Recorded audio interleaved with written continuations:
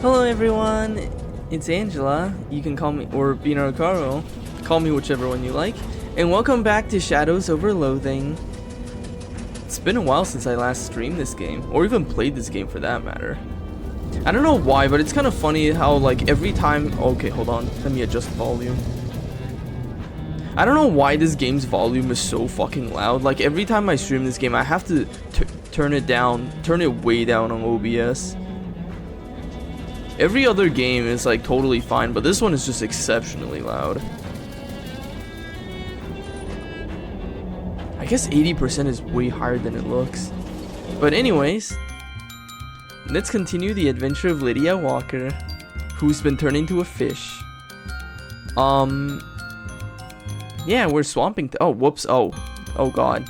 I forgot that the game pauses if I'm not focused on it. I don't remember what I was doing last time. It's been a while. Find Charles Wallace. Rufus wants you to find 11 radios. You've tested 3 so far.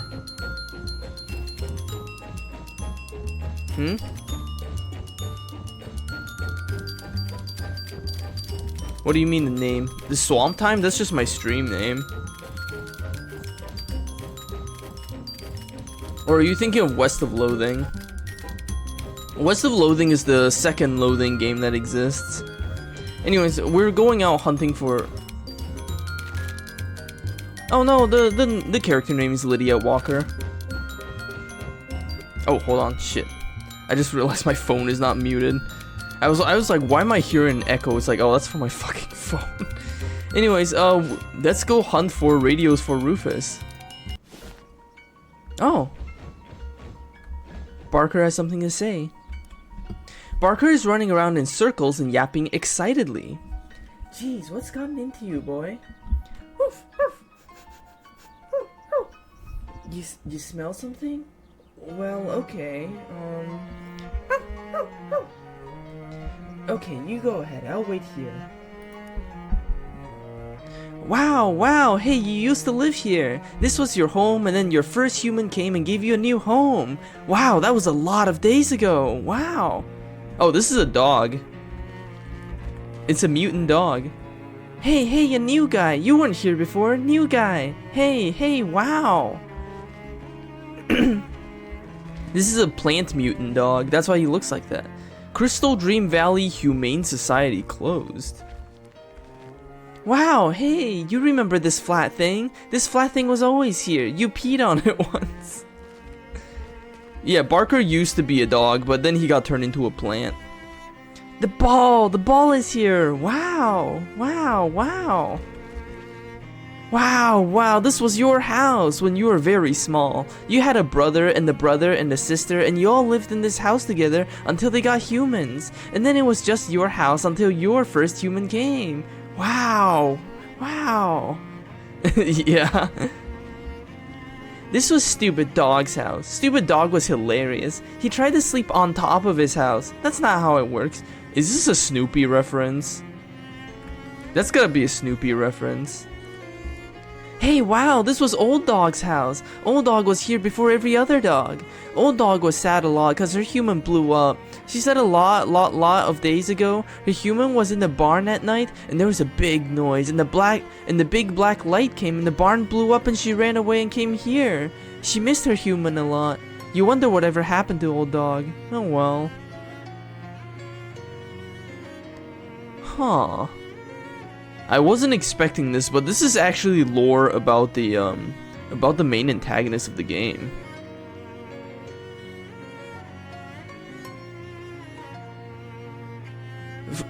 Yeah, no, this is... Wow, I'm just realizing this is the backstory of the main antagonist.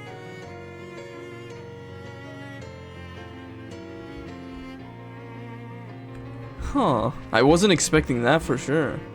Hey, wow, this is where the food was. Every day there was food here. Aw, no food here now. Oh well. This was Grumpy Dog's house. Grumpy Dog was kinda mean, but he didn't bite. He just yelled a lot.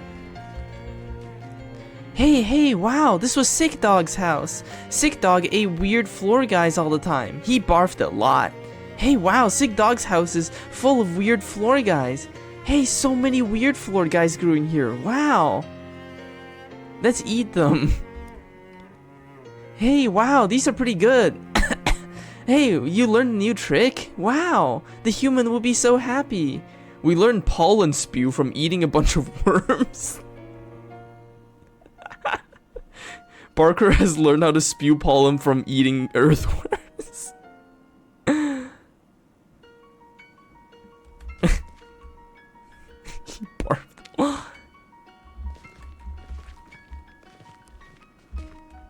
Hey, you remember these guys? Everyone used to pee on these guys all the time. The human got mad, but everyone peed on them anyways. Sorry guys, you were just great for peeing. Oh my god. Hey, open the thing. Hey.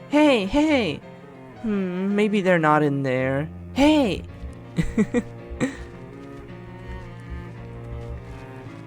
Oh, so the Crystal Dream Valley had a humane society that adopted dogs, huh? You smelled all the smells and looked at all the old things. This was fun. Wow, go back to your human now? Yep. Oh, there you are, Barker. Did you find something fun? Well, great. I'm glad you enjoyed yourself. Whatever it was. That was cool. I wasn't Man, Barker had such an interesting vignette. Let's see. Radios. We're looking for radios.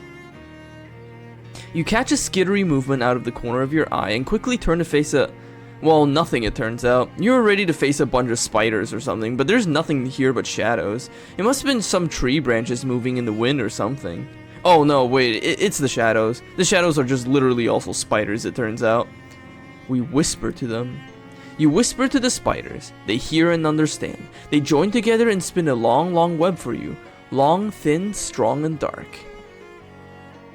Lasso and confound and... What does that mean? In the evening, the shadows grow longer. Once they grow long enough, you can use it. What does confound mean? In West of Loathing, the lassos were good for stunning the enemies, but I don't know what confound means here. There we go. This little radio is playing some big band music. Use Rufus's gadget.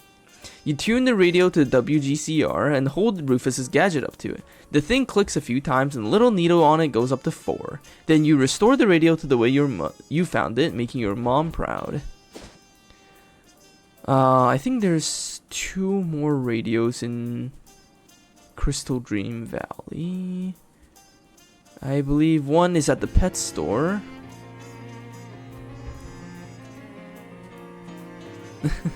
In a thickly overgrown and essentially sunless part of the woods, you happen across 2 large and burly vampires. They seem pretty ticked off. They're growling menacingly, shoving each other around, and so forth. Some kind of spooky territory dispute? Or maybe one of them drank a Taurus that the other one was saving for a special occasion? The nature of their argument is unclear. What is clear is that these guys are very strong, and you'd better be pretty sure of yourself if you plan on doing something before they notice you. Alright, you knuckleheads, break it up. You step between the 2 vampires and shove them away from each other. What the? Hey! Don't give me none of your lip. We run a nice establishment here. You 2 want to fight, you can do it somewhere else. Go on, get out of here. The 2 vampires shuffle away muttering, one of them angrily throwing his hat on the ground. I like how they literally wear a skull cap. Hello, Gator. You didn't miss too much. Although we did see Barker's first vignette, where he visited the humane society he was adopted from, and as it turns out, one of the dogs that used to live there belonged to the main antagonist. Alright, Rufus's gadget on the radio, and then there's one more radio here. More fairies. What was my strat? Ooh, I can do 13 spooky damage. Alright, I know what my strat is. It's this. The ultimate AoE attack. You have 4 HP, 4... Well, they're just gonna explode. I just have to kill this guy.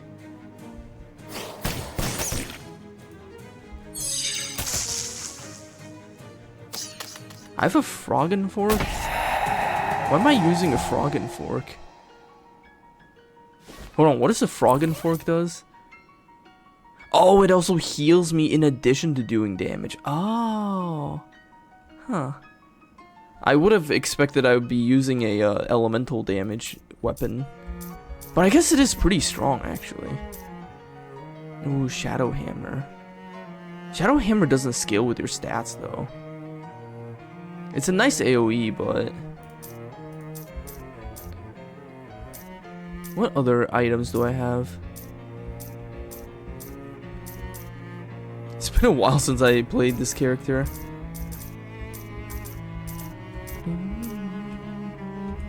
Yeah, no, this game gives you so many fucking items. Alright. Whoop. We got all the radios here.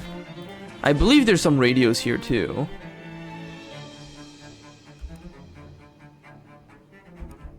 I already got that event before.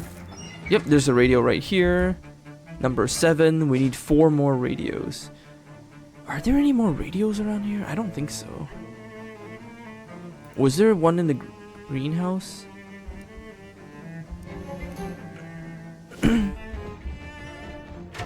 I don't think there's one in the greenhouse. Oh, it's because of the shoes I'm wearing. I'm wearing Russian clogs, so I Russian kick my way everywhere. Oh right, there's a radio in the frat house.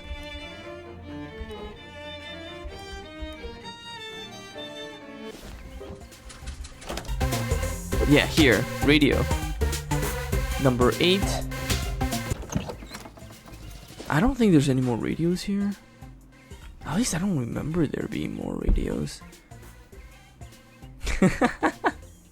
Yeah, the world of Loathing is very strange. You're better off not trying to make sense of it. Wait, no, there's one more radio. There's one more radio. While exploring the halls of SITU, happened upon a group of tough-looking goblins wearing backwards baseball caps, slouching around insolently, and watching for nerds to harass. Given that this is SIT, you'd think they'd be spoiled for choice, but apparently they settled on you. Hey, you who are there being a nerd. Who, me? A nerd? Yes, a book reader, weakling you look like. This is hard nerd actions, not tough like a Jocelyn, which is us. I agree. I strongly object to being characterized as a nerd based solely on my appearance. The Jocklins exchange looks. Definitely a nerd. Confirmed, very. They stand up and approach you, cracking their knuckles. Hey, what are you doing? We are swirl your head in the toilet. This is the fate of a nerd. my passive damage just knocked one of them out immediately. These guys have sleaze armor though, so Stilton Splatter wouldn't do anything. Do I have any shadow armor? I have 0 shadow armor. Confirmed is a bigger word than Chucks. Do they have stench armor? They do not have stench armor.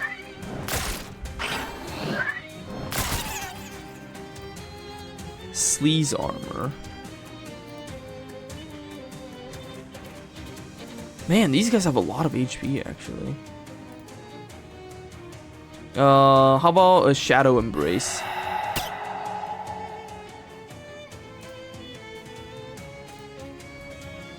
Yeah. And then this. Kill. You won! Who's the nerd now, I mean goblins. I don't know what that's a reference to. SIT sports drink. Yeah, Mind Melt, oh yeah, I could have used Mind Melt. Mind Melt actually...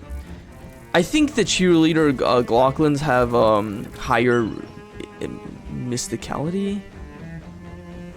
I think they're the ones with the high mysticality. The Moxie and Strength Goblins not so much. But yeah, there should be a radio down here. Yes, there is a radio down here. Oh yeah, that's Fishy with the cursed fishing rod. We got a shadow milkshake. If you use the cursed fishing rod, you can actually fish up shadow items, which is pretty interesting. We can also get just normal fish too. A boiled Elp Sea Kangaroo. Alright, I think that's all the radio in SIT. Let's go back to exploring the Big Moist, which is what we're supposed to be doing.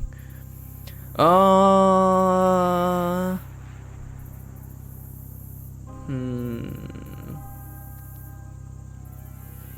do I go? Let's go to the Monster Shack quest. Oh. You step through a copse of swamp cypress and to the edge of a gloomy clearing, quiet before a sound of dirt raining on an open grave. Two burly men work hurriedly with shovels to bury the corpse of a gator man, whose epaulettes, hat, and mailbag mark him as some manner of a mailman. I don't know why that was so hard to say. As the gator is swallowed whole by the mud, his gravediggers straighten up and look at you in the eyes, sweaty but defiant. You have stumbled upon the darkest and most secret part of the swamp, where sins are buried and gators. Nah, I'll go there later. We're going to the Monster Shack. There's some hobo code carved into this slab of rock. The code reads, "These kids are alright." Well, that's pretty heartwarming. You're not sure if this is a forbidding access or describing the shack's occupants. No skeptics.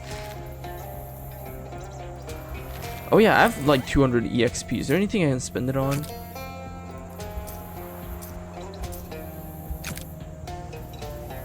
Oh. You look at the first few pages of this book, and the only thing you learn is that you'd be better off selling this to a used bookstore than trying to comprehend any of it. Okay. Money. We already learned everything from the Shadow book.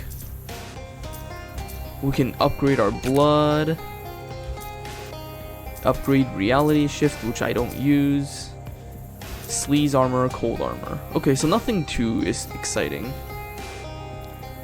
I kind of want to stop using a cursed pocket watch because it is strong, but I feel like I never use it nowadays.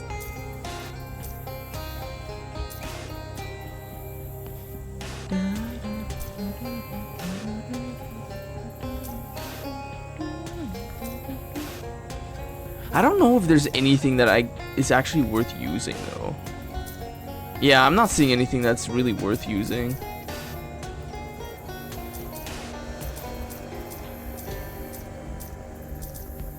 Do I have anything better than the compass? No, nothing better than the compass. Okay. Did I upgrade this pair of pants as much as I can? It would appear so. This pair of pants is maxed out already. Anyways, let's go into the Monster Shack. Inside you find not the decayed and crumbling tumble-down shack strewn about with the ancient wreckage that you were perhaps expecting, but actually a maintained and fairly clean tumble-down shack strewn with 12 to 14-year-old kids. What the? Hey, what are you old kids doing out here in the middle of this swamp? Why wouldn't we be? Why shouldn't we be? Because it's dangerous here. Yeah, but this is where all the monsters are. That's why it's dangerous. Do you believe in monsters, lady? I mean, look at my face. What do you think I am? I believe the real monster is man. All 6 kids sigh and roll their eyes at you. Okay, I guess I deserve that. Do you believe in monsters or not? You can't join our monster squad unless you do.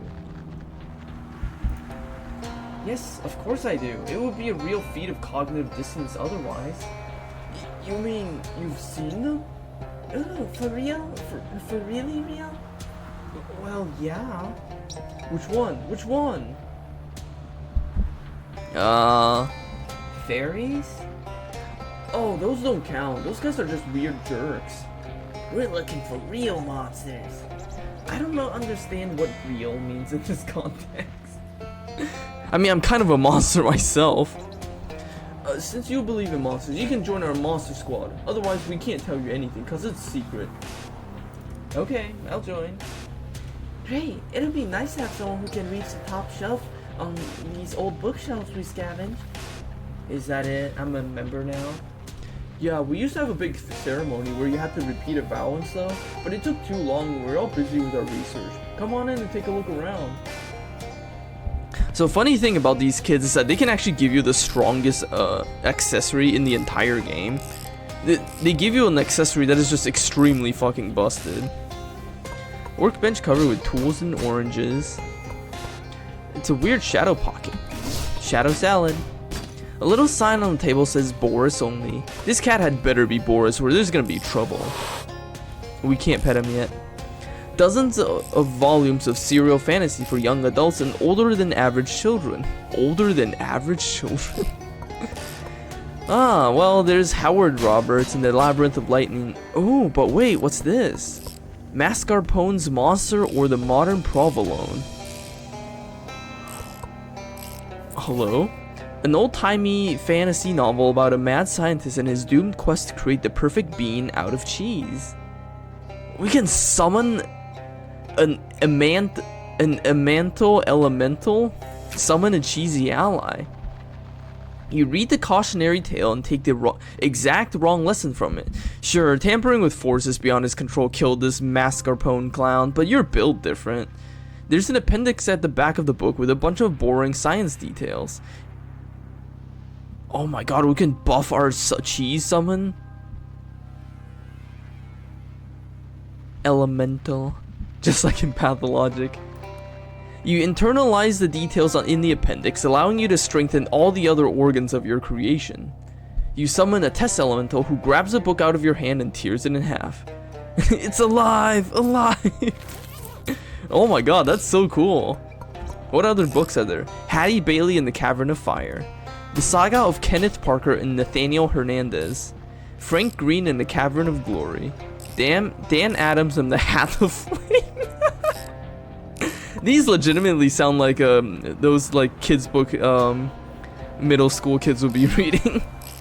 Ruth Peterson in the Dungeon of Glory. The Tales of Agnes Bennett and Essie Campbell. The Adventures of Marvin Stewart and Thomas Allen. Elsie Henderson in the Chalice of Ice. Barbara Wood in the Hat of Glory. Okay, that's enough of that. What are you up to, kid? This kid is messing around with some kind of a weird mechanical contraption. What's this thing you're making? I don't really know yet. I'm just kind of messing around with it because I'm taking a break from my main project. Hey, do you know anything about the chupa naran, huh?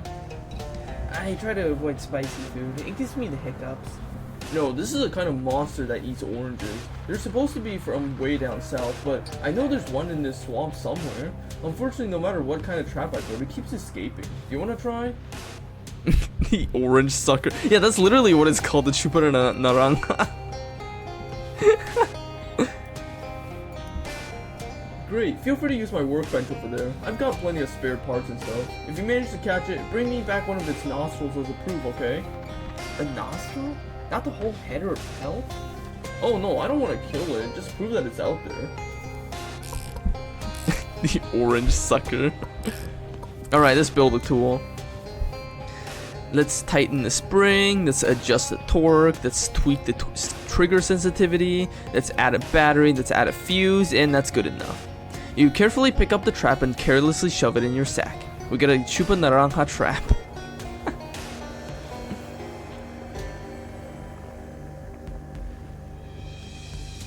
God, what would an orange sucker be doing in the middle of a swamp? There's no oranges here.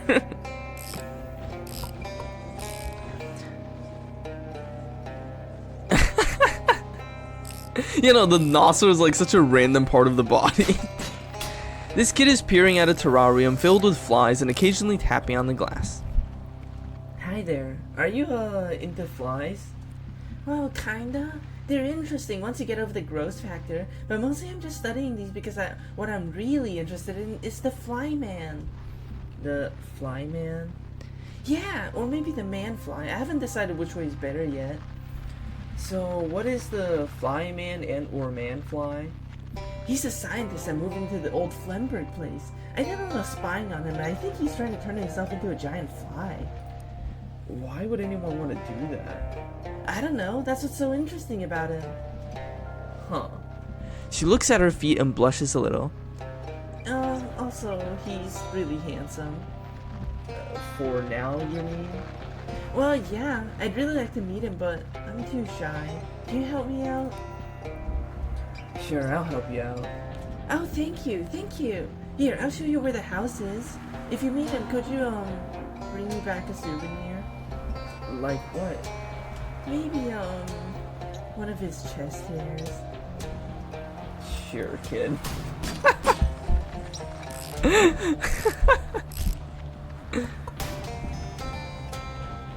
Honestly, it would be really funny if the way that Chupa Naranja feeds is just by like it's just like holding an orange in its mouth and just sucking all the slices out like directly. That would actually be really funny if that's how it feeds. Hey kid, this kid has a ball cap with a sinister looking triangle on it and is messing around with an elaborate homemade radio. Hi there. Oh, don't worry, we're gonna get there. Hi, say, you're a grown-up. Can you help me with something? I'm not buying you any cigarettes. No. There's this swamp lady named Barbara Yargara. Everybody says she's just a fairy tale, but I know she's real because I've seen her hut right here in the swamp. But I don't know if she's the sort of swamp lady who eats kids or not. Swamp lady? Well, I don't want to call her a swamp witch or a swamp hag or any some stuff like that. It would be mean to judge her that way without having even met her. Jeez, kids these days. Alright, I'll check her out for you. Great, thanks. Here, I'll mark her hut on your sponge map. Anyways, bring back a feather to prove you met her, okay? Just feathers? I mean from one of her pet birds. The story says she has a ton of them. How will you know it isn't just an ordinary feather I found somewhere? Well, you seem like a trustworthy person. Then why do you need me to bring proof at all? Because that's how quests work. Come on. Wait, you didn't mention the radio. What's the radio for? Oh, this isn't related to Barbara Yargara or anything. I'm just trying to find a station so we can get some music in here. The reception in the swamp is terrible, though. Any chance you can get WGCR on the radio? I can't seem to get to any station right now. Sorry. It's okay. I was just curious. Nice hat. What's the triangle mean? Thanks, the Great Pyramids. One of them, anyway. Ever seen them? Only on your hat, not personally. Well, maybe you will someday. I like Barbara Yargara. We'll go meet her later. This kid is preoccupied with repeatedly smelling 2 large test tubes. What's that you got there? Perfume samples? Kinda. This one's a combination of hydrogen sulfide and methane. Common swamp gas, basically. Ew. What's the other one? Coffee. To clear the swamp gas smell out of my nose. Okay. So, why? I'm researching a creature known as the smell of the wisp. I've only run into it once, but I have a good memory for smell, so I figure if I can match its smell, that particular chemical mix will tell me more about it. Seriously, yeah, no, don't smell test tubes. Yeah, like what you're supposed to do, and I learned this in like fucking... I learned this in like high school science class. What you're supposed to do is you're supposed to waft it. And by that I mean you're supposed to put your hand over the top of the beaker or the test tube and like move your hand in the circular motion to like waft the scent towards your nose, but you're not supposed to sniff it directly. If you waft it, you can get the smell without getting the chemicals in your nose, but if you just sniff it, you will get the chemicals in your nose and it will like burn you and poison you and shit. A smell of the what? Wisp. It's a cloud of intelligent swamp gas. Some people say it's the ghost of a dead chili cook-off judge, but I think there's probably a more scientific explanation. You're telling me you're looking for an intelligent foot. The girl gestures sternly at a sign over her workbench. No fart jokes. Oh, come on. It's a smell of the wisp. No. Well, I don't know what to say then. If you're willing to help instead of making pure goose, I could really use a sample to analyze. That's true. I guess you do technically get the chemicals in your nose. Burning you and poisoning you and blowing you up in glass. Yeah. If you just smell it directly, like, it's bad. Yeah, no, that's true. I guess smelling things is technically just getting chemicals in your nose receptors. Okay, I'll go find the smell of the wisp. Great, thank you. And here, take this. It should help you track the thing down. I just realized that I read "take this" in a very Zelda kind of way. I just smell through this? Yeah, just follow your nose. A big cone designed to make it so people who have lost their sense of smell can still tell what theirs stepped in. God, that reminds me, I noticed lately there's some dog shit on the sidewalks. Some people have not been picking up after their dogs, and the shit just kind of gets left there for people to step on and get dried out and shit. I hope those dog owners will take more responsibility, because it's literally just on the sidewalk. This kid is, well, he's eating something. Hi there. Hi. I don't mean to be rude, but what's your deal, kid? I'm a moss man. You are, huh? Okay, well, not really, but I want to be a moss man when I grow up. That's why I'm eating all this fertilizer. It's actually cornflakes. I'm just pretending. Yeah, I'm in Japan. You're supposed to pick up after your dog here. I remember when I was a kid in Taiwan, like, dog shit being on the ground was a real problem because nobody picks up after their dog. At least back then. This was like over 20 years ago. And I remember when I was in kindergarten, there was this one time I stepped in dog shit and it just like ruined my day. I was like so frustrated that there was just dog shit on my shoes. Mind you, I was like 5 or 6 years old at the time. But that was like a real common thing back then because like over 20 years ago in Taiwan, nobody picked up after their dog. In fact, a lot of people just didn't even leash their dogs. A lot of people just let their dogs run free. Well, actually, now that I think about it, those might have been stray dogs. Because stray dogs is a real problem in Taiwan. There's like thousands of them. There's like thousands of stray dogs in Taiwan. So the shit on the sidewalk might have come from stray dogs. In which case there would be nobody to pick up after them. Yeah, no, in Taiwan, stray dogs is such a problem that there's literally like stray dog packs in the city. And they have like their own territories and stuff. And they even have like turf wars with other dog packs. It's really bad. It's because nobody spays their dogs. So when a dog runs away, they just breed with other stray dogs and create more stray dogs. Okay, Hugh. Yeah, I'm not crazy. Some people say I'm crazy for believing the Moss Man though, but I know he's real. I've seen him. What's a Moss Man? A man made of moss? Yeah, he's all fuzzy and green, so it's neat. Oh, hey, you should go see him for yourself. Then if you bring back proof he exists, people won't think I'm weird anymore. Well, they might, but sure, I'll have a look. Great, here, I marked the place on your map. It's called Moss Rock Grotto. If you see him, try to bring back some moss as proof, okay? We did fight Plant Man. Yeah, no, that's true. We literally fought the Plant Man. This kid is studying far more intently than you ever did at his age. What are you reading? It's about Neanderthals and the other early hominids. Unfortunately, I'm not finding anything useful in here. What are you looking for? The honey ape. The what now? You've never heard of it? It's a very famous monster. It's a hairy primate or primate-like creature that's smaller than a human, but with human-sized hands. Most of the legends call it big hands, but I'm pretty sure the big hands legends and the reports of the honey ape sightings are referring to the same cryptid. That's interesting.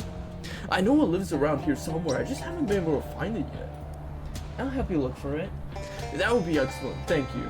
Here, I found some of its prints once and made a tracing. That might help you track it down. Try and get one of its fingernails as proof. How will a fingernail be proof? Because it'll be as big as a human fingernail, obviously. Alright. Yeah, no, we literally stole the Plant Man's dog. The honey ape handprint. You are assured that this is the handprint of the honey ape, but not just the handprint of a regular guy. You look at the handprint. It is the size of a normal human hand, and it's got 4 fingers and 1 thumb. Totally ordinary. You know, the fingernail does in fact appear. Man, you know what the Swamp Man reminds me of? The Swamp Man, or not the Swamp Man, the Moss Man. The Moss Man reminds me of this old comic book I read as a kid called The Swamp Thing. And like, this was back before I actually learned English, so I did not understand anything in the comic. I was mainly just looking at the pictures. The only reason why I knew it was called The Swamp Thing is because the title on the cover, it had thing in like big word art font, like thing, and that was like one of the few English words I actually knew at the time. And I was like, wow, thing. And so I looked at the comic. It was actually pretty interesting. Like it's the usual like scientist man turns into a monster type story, and like he's separated from the love of his life because he's a swamp monster now, stuff like that. I don't remember it very well because again I didn't understand English back then, so I didn't know what the plot was. A big leather-bound tome sits on a pedestal here. What's this book? List of vampire nests. It's like 400 pages long. Lots of vampires in the swamp. If you want to help, you can always go clear some of them out. Sure, let's go hunt some vampires. Oh yeah, there's also a turned gator man. It's kind of funny, like, the idea of a gator man vampire. It's like double the monsters. Man, this is a lot of enemies, I just realized. This is like 6 enemies. Let's blow up this, Oh, I could have summoned the guy. Hold on, let's blow up this, gator first. Hold on, I want to summon the guy. Do I have a battery? I do have a battery. Let me summon a guy. The cheeseling. 15... Oh my god, those stats! Holy shit, look at those stats. 15, 15, 15. That is actually busted. The summons in the West of Loathing were kind of whatever, but that is actually pretty strong.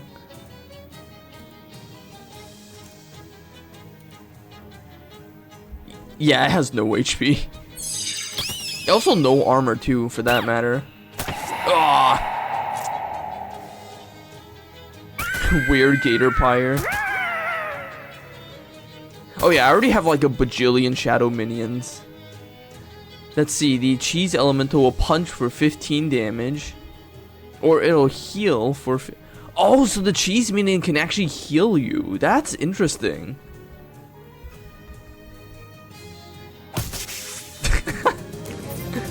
That's interesting though.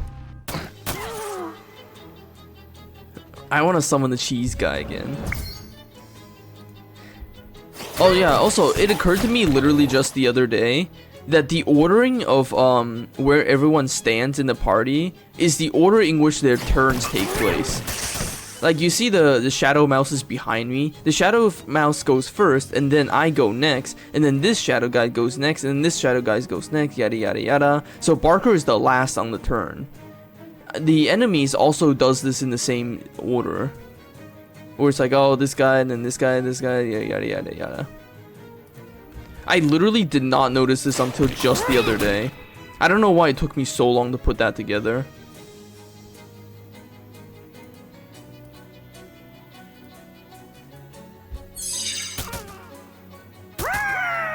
You know, it's actually really intuitive if you actually pay attention, which I did not for the longest time.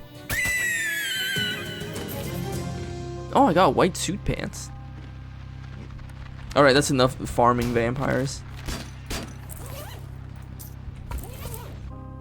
Let's go hunt for some monsters.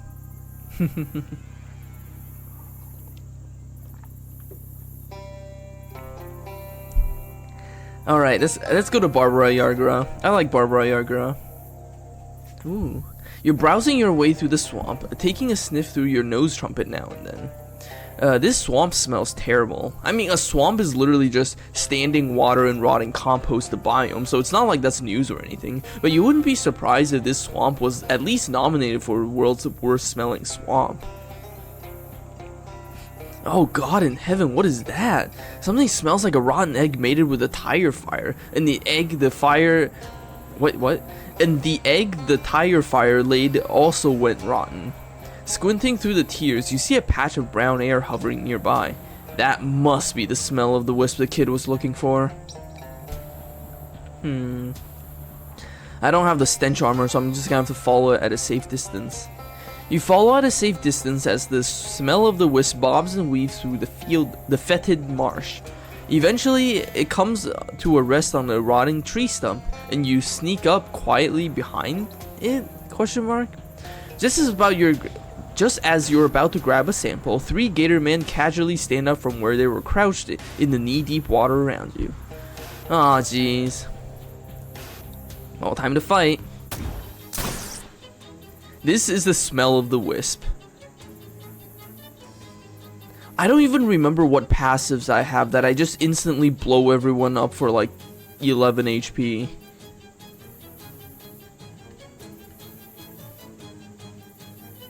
Or no, I did. Oh, it must be the Shadow Mouse. The Shadow Mouse attacks were like 8 damage. That's what it was. Yeah, I have the Cheese Aura, and then there's also the Shadow Mouse. Yeah. Alright. I gotta blow these guys up. I gotta kill the spider first.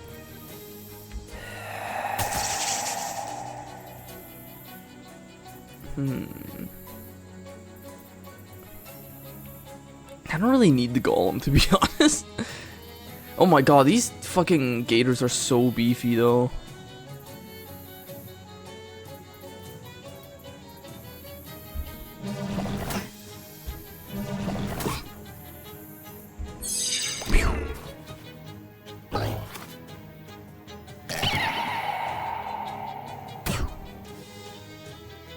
I have literally so many fucking minions.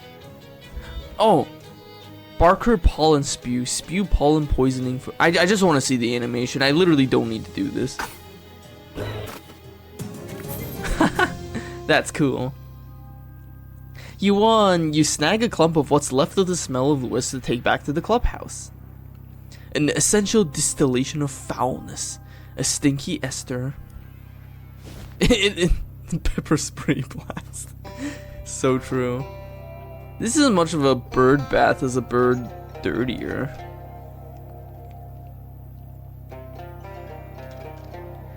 We got a 4-eyed yuckfin.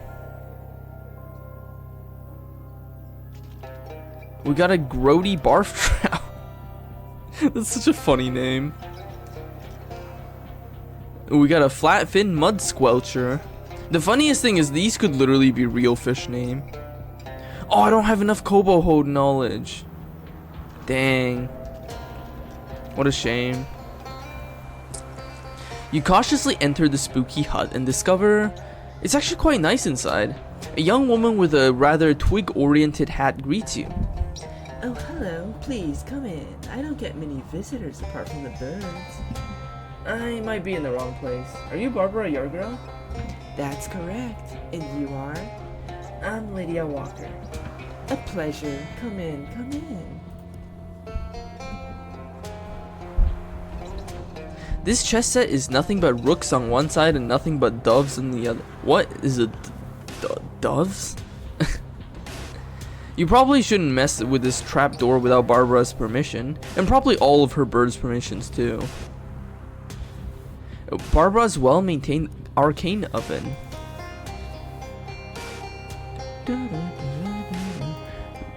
We got coffee, cake, baguette,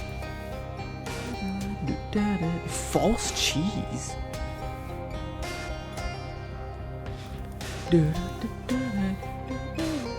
Oh, this happened when I drank from a shadow chalice and it turned me into a fish. A bed with a feather pillow. It's Barbara's vanity. A small bird bath.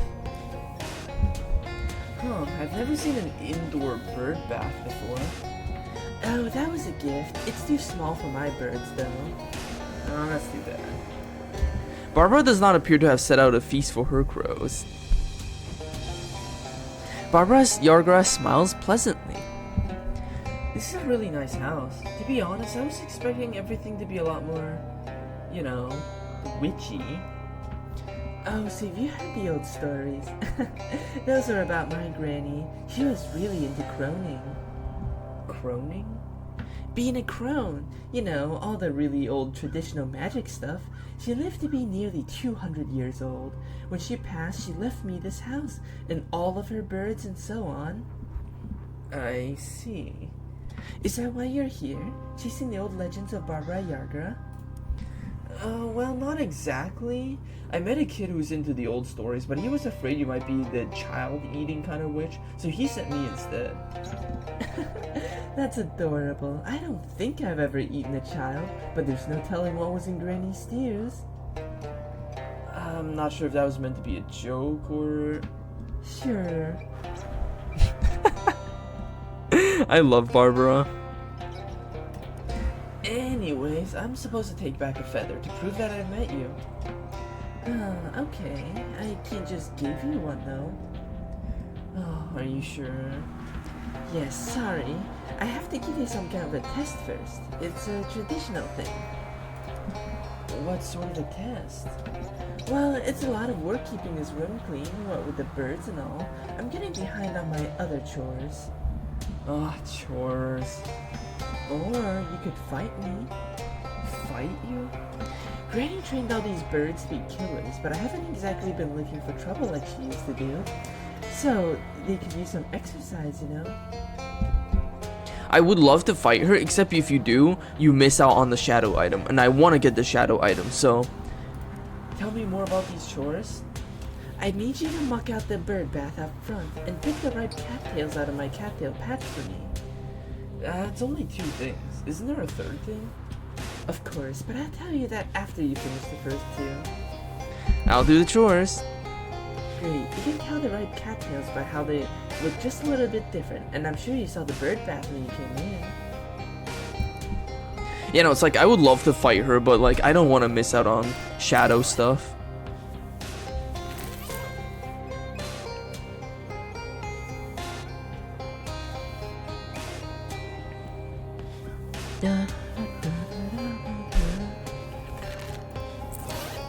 Do I have a different food? Do I have a shadow food that gives me AP? I don't have a shadow food that gives me AP. I'll just eat a coffee cake for AP.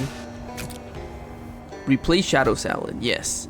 You consume the cake which tastes like coffee. Which tastes like coffee tastes, not like it smells. Now I have 2 more AP. Virtual chore. Yeah, that's true. These are virtual chores. I'll get another coffee cake. I need 3 sleaze and 3 stench. Okay. Fun fact, but I don't actually like coffee. I actually really dislike the taste of coffee. I have 3 stench and I need 1 more sleaze. Oh, that's really easy. Oh, what? Yeah, I literally just need 1 sleaze, which is really easy. Because I have the book that gives you sleaze armor. And she said, "Thank you, but wherever did you find a can opener at this time of night?" Oh, well, that's terrible. You're embarrassed to admit you. I don't fucking get it. Yeah, no, the taste of coffee I just can't do it. You slop the filth out of the bird bath and hide it behind a tree where no one can see it. You clean it yourself, you know there's nothing in there. This cattail might be one of the ripe ones. We got a ripe cattail. This cattail's ripe, which I suppose means it's suitable for whatever purpose Barbara uses them for. Ripe cattail, ripe cattail. Ripe cattail, ripe cattail. Wow, a Typha panthera. You extract the powerful chemicals from the plant's majestic fringe. Nice.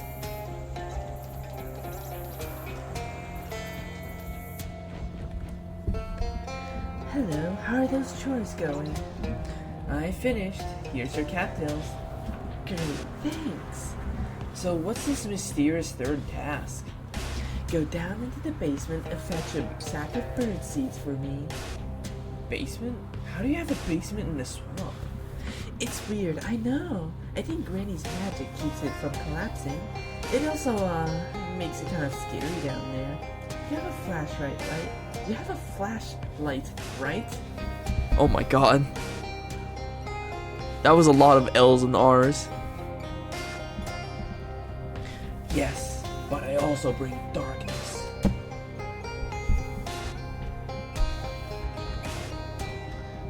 Alright, now we can go down to the trapdoor.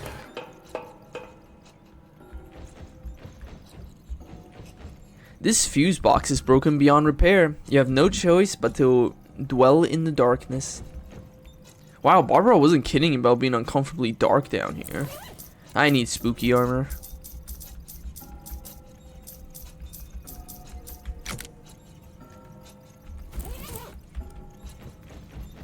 A shadow rift. Hey, look! It's Barbara when she was young. It's little Barbara. The bird speaks in an eerily articulate human voice. It is what? Starve you, it eat you if it need rich the and it have poor the shadow then the darker. Oh my god, I can't. Shadow the then darker and infinity then greater is it. Intuit the answer. You think for a moment. Nothing. The answer is nothing. Correct. The bird speaks again. It is what? Eclipse every surrounds and beer your fills it. For use no has shadow the place, the space and time of it, and everything of beginning the is it. Oh, it's literally just backwards.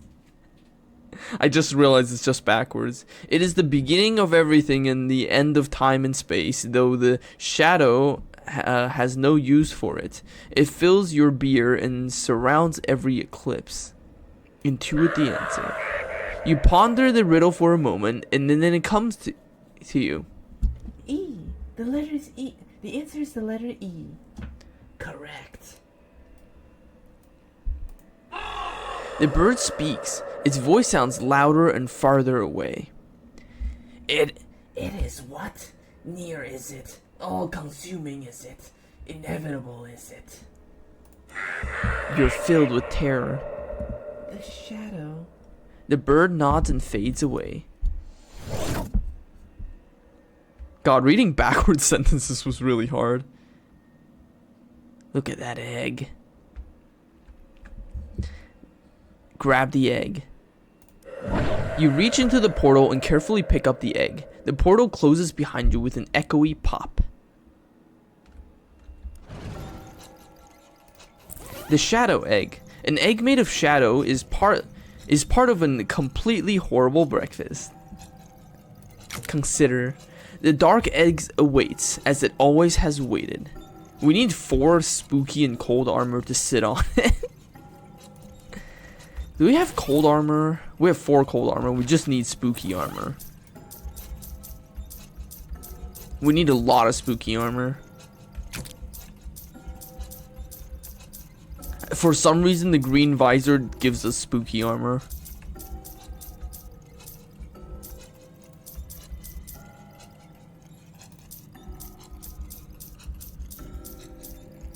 Do we have any more spooky armor? The clown pants. Yes, the clown pants give spooky armor. That sounds so weird out of context. The clown pants. We need the clown pants.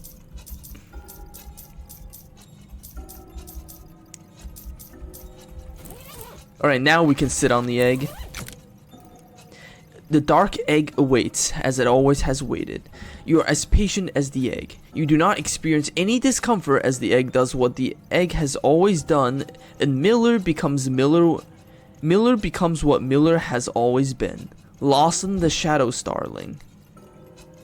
What was once Miller is now its reciprocal. Miller was our Nightingale, by the way. Increases your stats and deals spooky damage to all enemies. Lawson. Oh shit, this is another source of AoE damage. That's awesome. Now we can have the AoE shadow damage and AoE stench damage. Hello, little one. We have a new pet. And this also means our the Nightingale we start with is gone. Let's feed it some familiar chow. This bag says any familiar can eat it. Do you want to feed it to Lawson the Shadow Sterling? Lawson the Shadow Sterling greedily chows down on the familiar chow. Gains 1 muscle, 1 mysticality, 1 moxie, and 3 HP. Nice.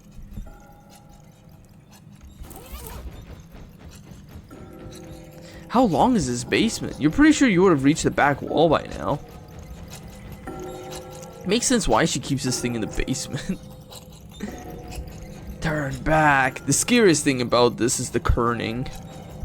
You don't particularly want to know what this puddle consists of. Jeez, that's a lot of rats. Are they whispering get out? You can hear that, right? It's not just me? Oh god, the wall is bleeding here. This ground has started to shake and bits of dirt are falling from the ceiling. The rumbling noises almost sound like someone growling, "Your soul is mine." This seems like bad news. This must be the original Barbara Yargara's magic books. Unfortunately, it is as dark as the inside of a dog down. That sounds really weird. The ground is shaking more violently, furiously even. The walls howl, "Die, fool," at you as rocks falling from the ceiling threaten to bury you alive. Finally, we got a bag of bird seeds. You should plant this if you want to grow a field of birds.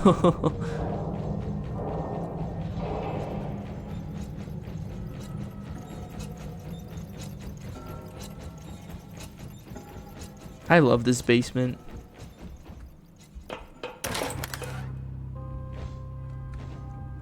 Hey, Barbara. Hello, how are those chores going? Here's your sack of bird seeds. You, kinda undersold how scary it is down there. Sorry about that. Maybe I can learn a charm to keep the mice away. And the voices? The bleeding walls? Oh, that doesn't sound familiar. Maybe your flashlight was acting up. Anyways, thanks. Here's the feather I promised. Yeah, we went through all of that literally just for bird seeds. It's a feather from one of Barbara's birds, not Barbara herself.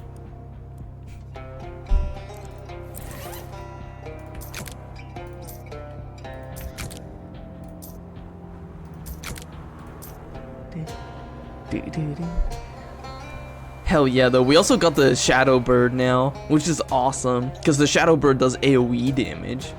Crazy good AoE damage. Oh, that was a gift. Too small for my birds, though. If you like, you can have it. We got a small bird bath. You really should have dumped the water out before you started carrying it around. Alright, we're done with Barbara Yargara. Let's go to Moss Rock Grotto. Suddenly, silently, a flock of shadowy bats fly up out of the swamp, leaving not a single ripple on the surface of the water as they do. It is quite frankly the gothiest thing you've ever seen in your life, and you probably fought actual vampires by now. Fly with them. In the shadow, there's no difference between the sky and the water. All is one. Drink the clouds, drink yourself.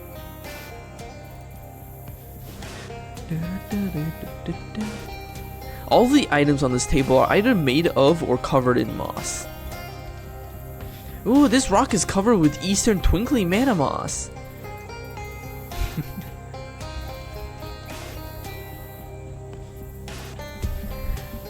Hey, yeah, no, you can't be here. I mean it, buddy. Scram. Oh yeah, the Mossman is actually a hobo. And since we can't talk to hobos, we can only fight this guy. So I guess we're fighting the Mossman. Prepare to get your ass kicked, Mossman.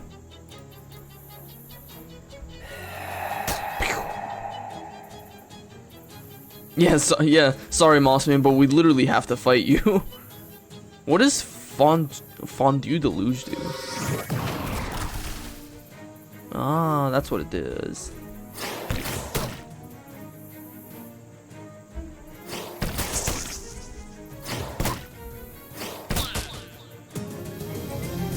You won! You knock the mossy monster onto the ground and take its mustache as a trophy. Defeated, it crawls away into the swamp. Oh, okay, so we don't actually kill him, we just take his mustache. Okay, so at least he's not dead. We just beat him up. A lip-shaped slab of moss. The rocks in that direction are not mossy enough to investigate. Shorn like a sheep. That's odd. This patch of muddy ground has a lot of tracks in it that look like human handprints. Well, except for the fact that humans don't normally walk around on their hands. Maybe there was an acrobat convention in the middle of a swamp. Oh, what was that thing that one kid was talking about? The honey ape? Maybe there's something to that after all. Geez, the more you look, the more of a confusing, trampled mess these tracks are. It seems like these are different sets of tracks heading in different directions. How many thumbs did he say this thing has again? On one hand, one thumb, and 4 fingers. You follow the prints to a small clearing in the middle of a small stand of trees, and to your surprise, you find an animal pretty much like the honey ape the kid described. Like a somewhat larger chimpanzee or a very small gorilla, but with disproportionately large and human-like hands. It's sitting on the ground casually drinking out of a beehive and doesn't seem to have noticed you yet. I want to fight this thing. Let's fight the honey ape.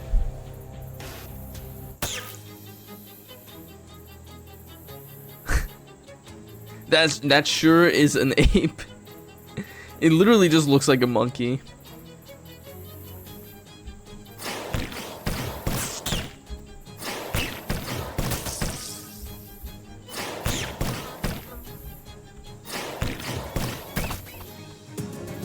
You won! The honey ape's unconscious state makes it much easier to pull off one of its fingernails. God, that is fucking brutal. Totally normal sized fingernail. Marvel at it. That is fucking animal cruelty right there.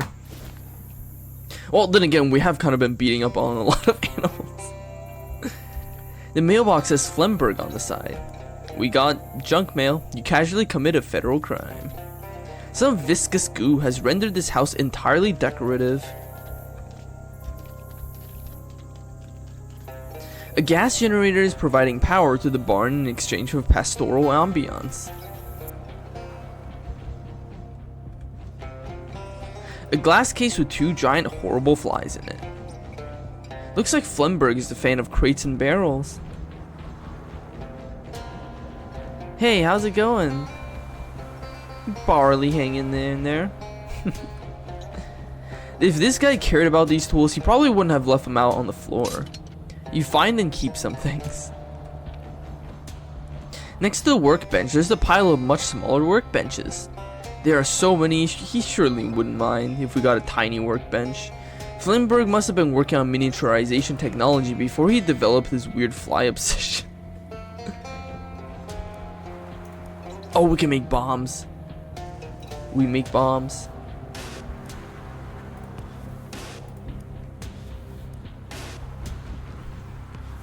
This shelf contains a lot of things that you don't know what they are or what they do. A bench of welding tools and supplies. This crazy controls for a crazy contraption. You probably shouldn't mess with them until you talk to that guy inside the machine. The very small man inside the machine is trying to get your attention. Hi, I'm Lydia. Do you need help? I absolutely need help, thank you.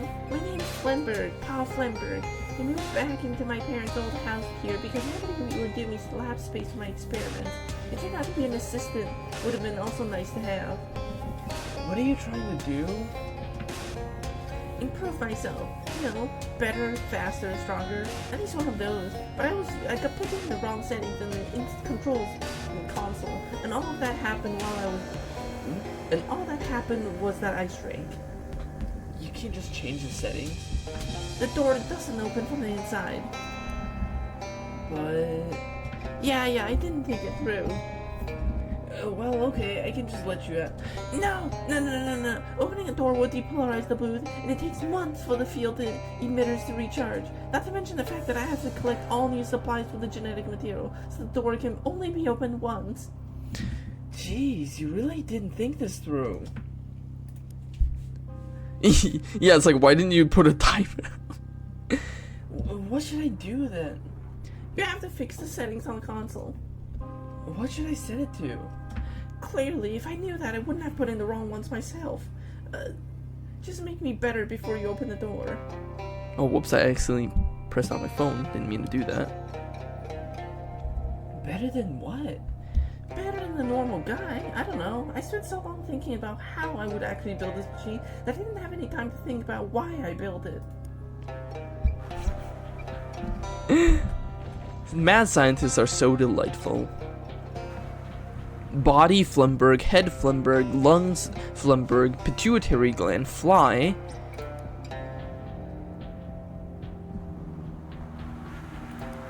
Hat, everything's Flumberg. He seems to be 100% Flumberg at this point. He's wearing a nice hat. Okay, well, this is just a normal me, like, before I even got in here. This is exactly what I do not want. Oh, right, you told me that. I think that he literally just wants to be a human fly hybrid. Are you sure you don't want to be a regular person? It seems to work out fine for the most of us. I'm positive. Change me. Improve me.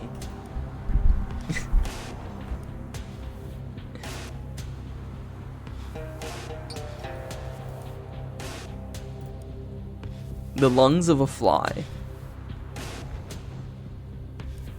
Flumberg flaps his mouth a few times, but doesn't seem to be able to speak. The way he's breathing seems pretty uncomfortable too. I can make him a fly with a hat.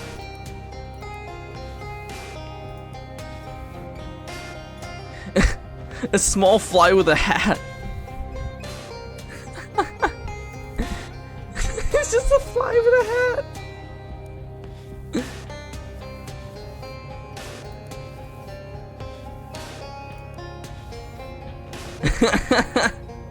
A tiny fly with an angry Flumberg head on it.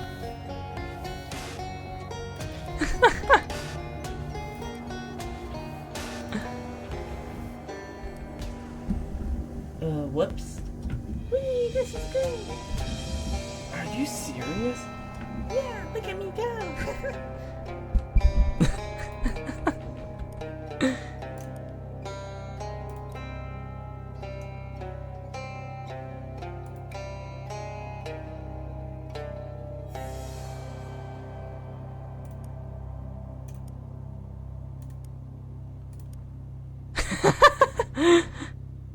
A horrible fly-headed man is silently punching the glass. He seems really mad.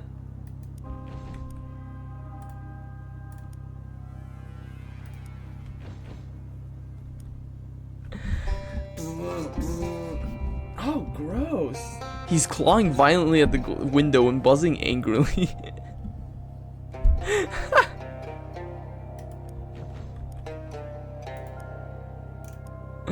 Man, we can really fuck with this guy.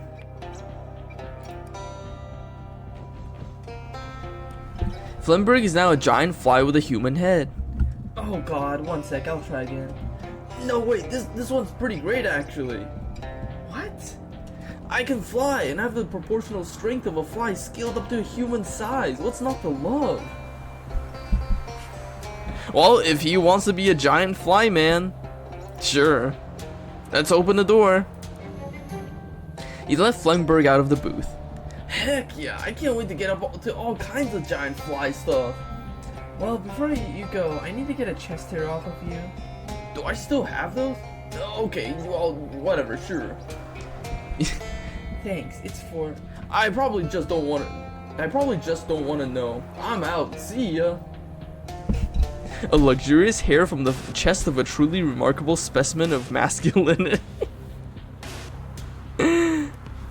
We have created a giant fly man.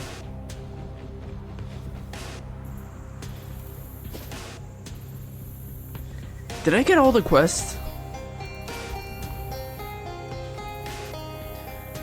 Honey Abe, Moss. Oh, we haven't gotten the Chupa Naranja yet. That's the only thing. He's done with his dysphoria. He's a non-fly. He had dysphoria about not being a fly. You catch a whiff of burnt rubber and see a column of smoke drifting into the sky nearby. As you get closer to the site, you see that a small airplane has crashed into the mud, or perhaps splatted or glorped into the mud. Not interested. We got a Chupa Naranja to find. That's more important.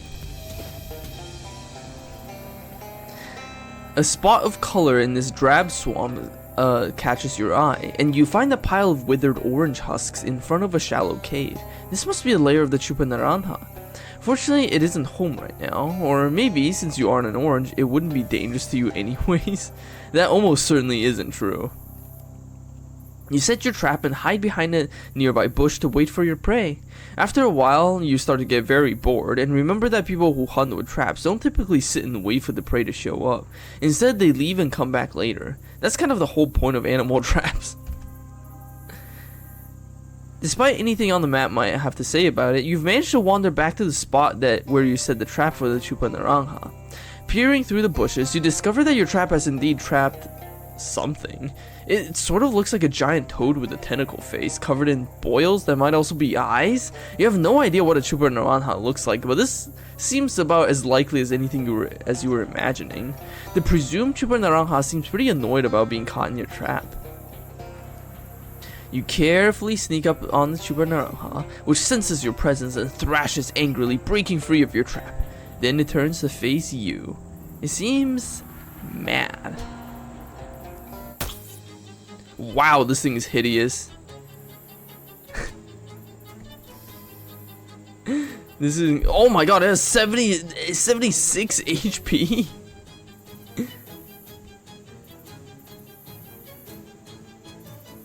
You know, I'm pretty, in the 1920s? They should have cameras already, shouldn't they?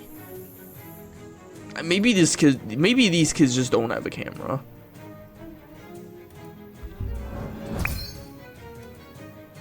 Oh, this thing's fucking beefy.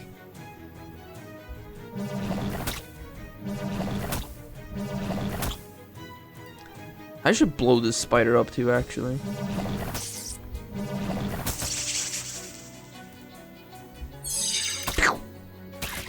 Ah, it's dead. Well, these kids want physical proof anyways, they don't want photos. You won! You quickly cut off one of the creature's nostrils, pick up your trap, and get the heck out of there before that thing regains consciousness.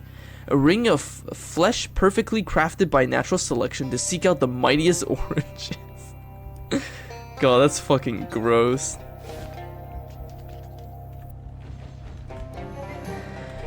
Hey, I caught that Chupa Naranja you were after. Well, nearly. I had to tussle with it for a bit. Got the job done, though. Wow, that's great. Now real proof for why there aren't any oranges in the swamp. Sure. Anyways, here's its nostrils. Neat, I'll wear it as a ring. Okay. Anyways, don't go near that part of the swamp for a while. It was real mad. The kid pulls out a sash, pins a badge on it, and hands it to you. I think here's an official Monster Squad sash and your first Monster Squad badge.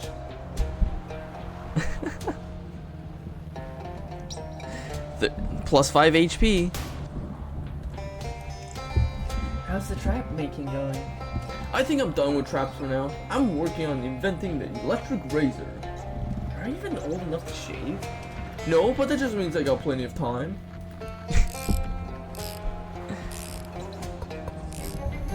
Did you meet the fly man? Did you get the? Yeah, I got it. Here. Oh, thank you so much. I'm gonna put this in this little silver locket and treasure it forever. What's he like? Was his experiment a success?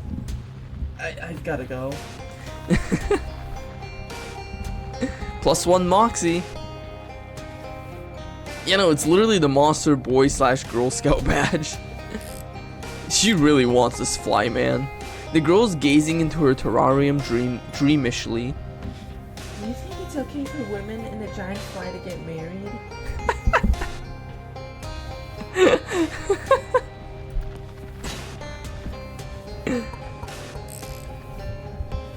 Hi, any luck getting a feather on Barbara Yargara? You mean from one of her birds, right? Right, yeah, she doesn't have any feathers herself. We established that. Good, just checking. Here you go. Wow, thanks, lady. What's she like? She's pretty nice, actually. Don't go in her basement, though. You can use 1 additional combat item per round. Even after the transmogrification. Hey there, enjoying that feather? Yeah, it's real neat. I'm still trying to work up the courage to go visit her myself, though. You could just take a couple of those other kids with you? Nah, none of us really share any interest except in the broadly categorical sense. The broadly categorical. Hi, did you find the smell of the wisp? I sure did. Please don't open the jar while I'm still in the room. That bad, huh? I wonder if it's gotten stronger since I met it. Well, anyways, thanks for your help. You hand over the nose trumpet she lent you and the jar of foulness you collected. Plus 20% meat drops. Well, you were right about the moss man. See, I told you he's real. Yeah, real tough. I got you this mustache as proof. Oh my gosh, that's amazing! Thank you! You're welcome. The kid happily sticks the mustache to his upper lip. How do I look? Moss? This is the best day of my life! +1 Moxie mysticality. It is the everything piece of equipment. How's the mustache working out for you, kid? I love it. It's real swell. Well, once it grows in more, you have to get your dad to teach you how to mow it properly.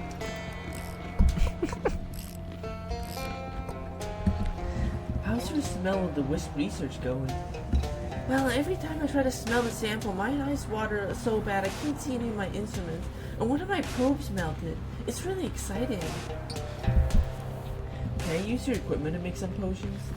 Sure, just don't disturb any of my smells.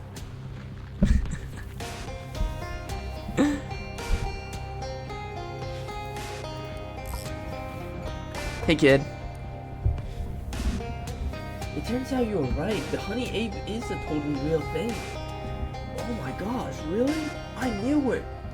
Here's your tracing back and the fingernail you wanted. Wow. Huh. Something wrong? I guess I'm just torn between excitement, vindication, and the fact that this is a much grislier object than I realized it was gonna be. Oh, don't worry about it. The honey ape will be fine. I have 9 more. I guess that's true. Anyways, thanks for your help. Here's another Monster Squad badge. Yep, +1 to every single stat. Plus, we can use 1 additional combat item per round. Plus 5 HP, plus 20 meat drops. This thing is so fucking busted. It is so busted. And yeah, we stole the whole fingernail. It is so gross. And yeah, she really should not be sniffing swamp cats. If we equip this thing, we can go pet the cat. No, we stole the whole nail. Boris looks at your sash and nods approvingly. Let's leave him be. Because we do have Lydia's boon already, I believe. Do we? Yes, we have Lydia's boon, which gives us +1 to all stats. Anyways, let's use the cursed compass. I want to follow the compass some more. And we're done with the monster's hut. Shack. Hut shack.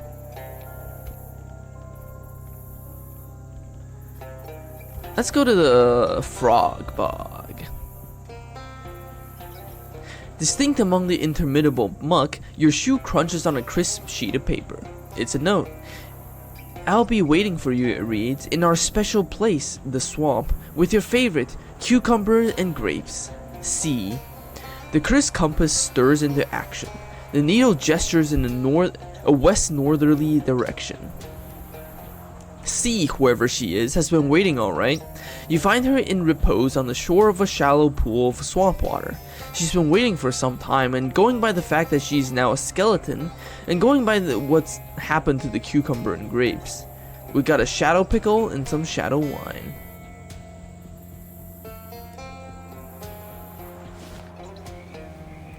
The Frog Bog.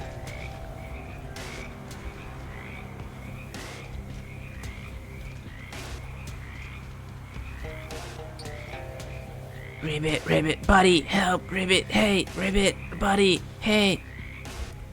You clear your throat. There was a frog in it. Maybe you don't use that joke when talking to frogs, though. Hello, frogs. Not ribbit, not ribbit, ribbit, not humans, not ribbit, humans, ribbit, not. Talking frogs were not on your list of expectations for today. You address the frogs again.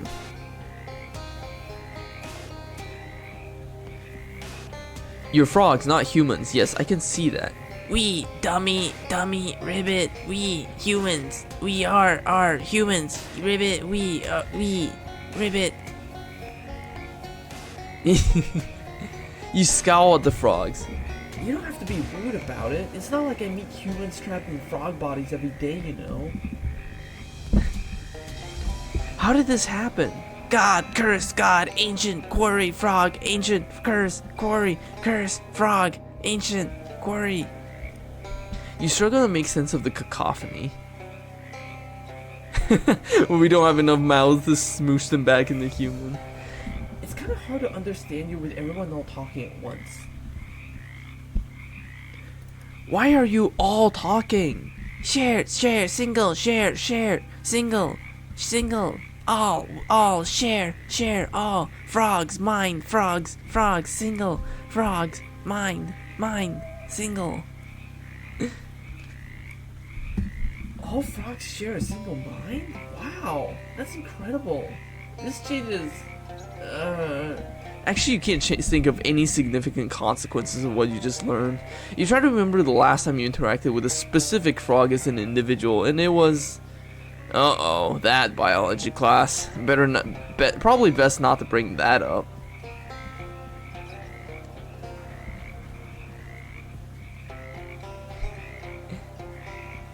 I like how there's no period before the wow after single mind. What's that like for you? The worst, sucks, hate it, awful, gross, awful, sucks, awful, gross, sucks. Oh, yeah, that's about what I would expect. Is there somewhere I can help you? One of the larger frogs hops up to you and coughs loudly. A shiny green object flies out of its mouth and sinks into the water. You roll up your sleeve and plunge your hand into the nasty water. Your fingers find a hard object, which turns out to be... Wow, shiny! We got a gleaming emerald! This is the most beautiful thing that a frog has ever barfed up at you. You turn back to the frog. What should I do with this? A second frog approaches and belches up a soggy piece of paper. You decide to just look at it instead of touching it with your hand. It appears to be a shipping label from a nearby quarry. The Chaos Emerald. Gross, luck, ribbit, luck, careful, ribbit, careful, good, luck.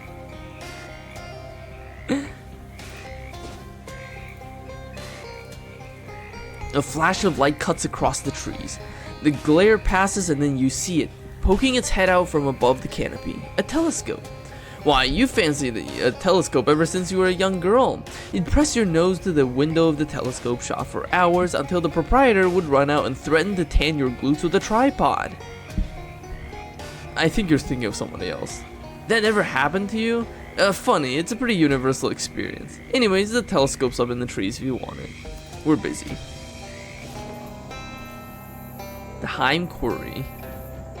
There's a note on the door. Drive efficiently. Excess gas use will be deducted from your paycheck. Management. Time query help wanted. This guy seems a little, Hi there. Rabbit. This might seem like a strange question, but do you know anything about a curse? Rabbit. Your attitude says no, but your everything else says yes. Rabbit.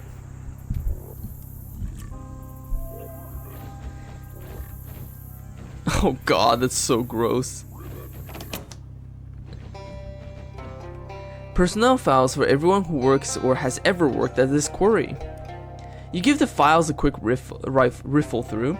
They tend to be very thin, people who were hired and then quit real fast. There's only a small handful of current records and they aren't very interesting. Look up Lydia Walker. What? You don't work here? I still don't really believe that you worked at that gas station or that restaurant. Look up Lydia Walker. Oh, fine, you flip through the folders and...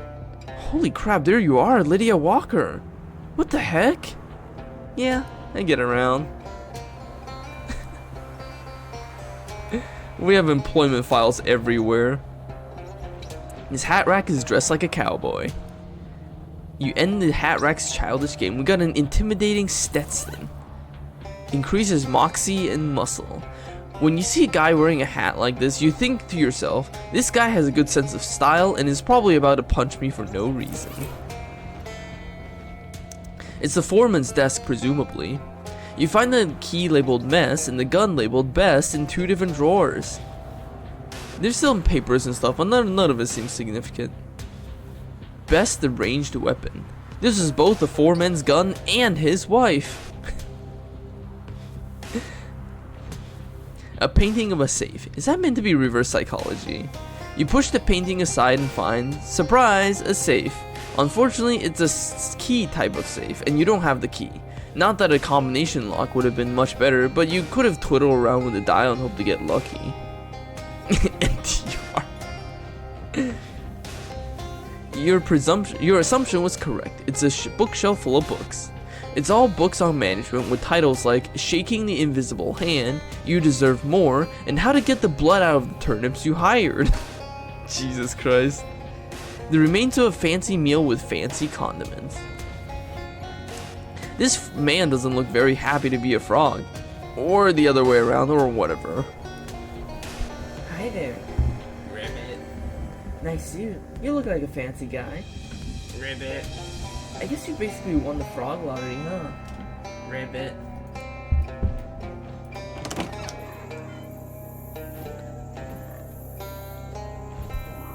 This door is locked so the food won't escape, presumably. There we go. You leave the key on nearby windowsill.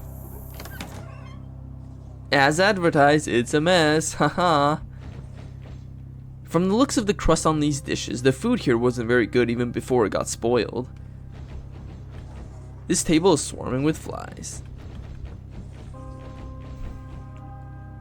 Looks like these people got so hungry they started eating the cabinet doors. Nothing here but junk. This range doesn't even have a gas line connected to it. I guess you could warm something up to room temperature.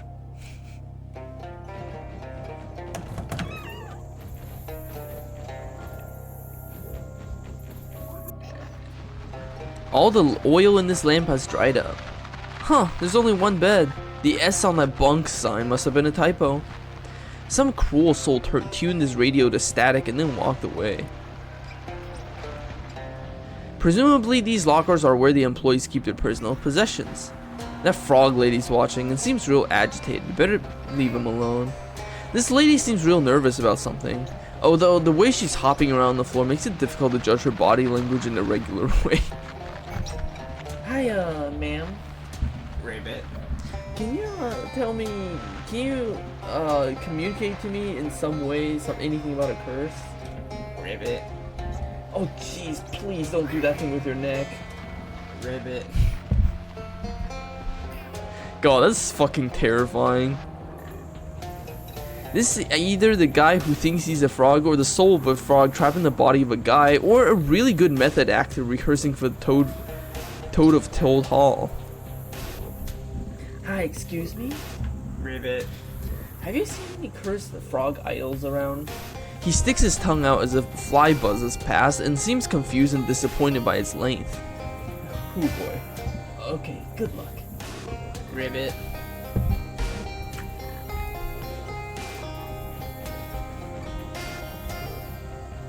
Here's another one of those froggy men.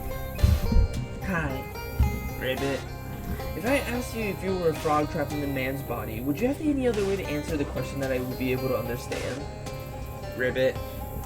I guess I don't know what I was expecting. Ribbit.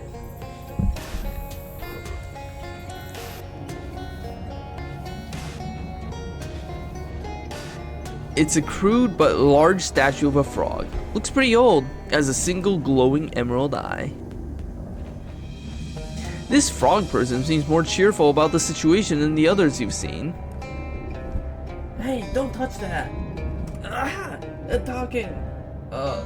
man. Talking man.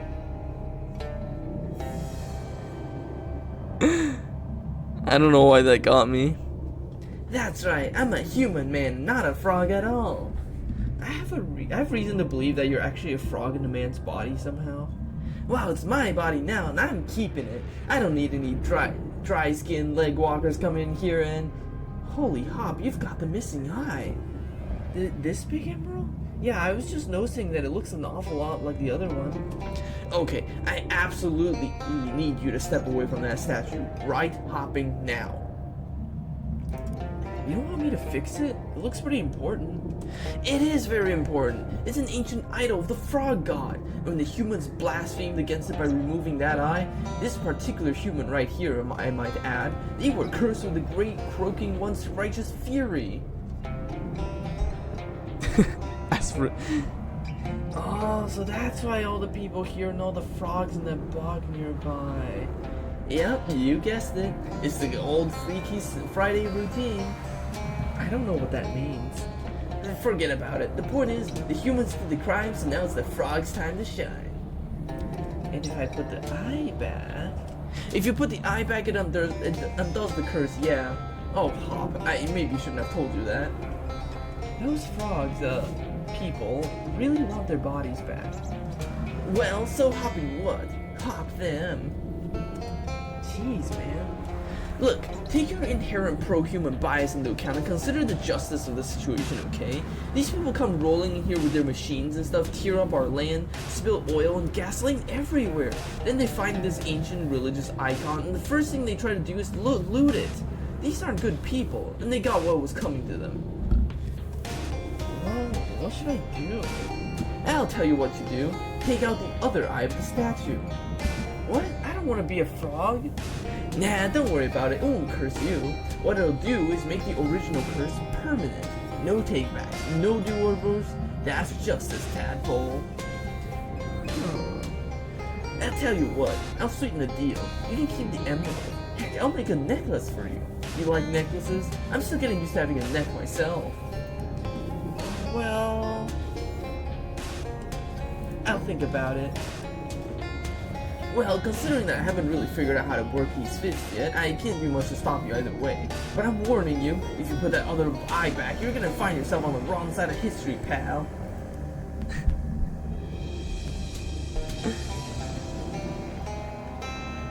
Judging from the smell and the thick cloud of flies, this is not a place for a good time. Let's not go back there unless you really have a reason. Hey there, can't help but noticing you haven't done anything to the statue yet. I guess I wanted to talk about it some more.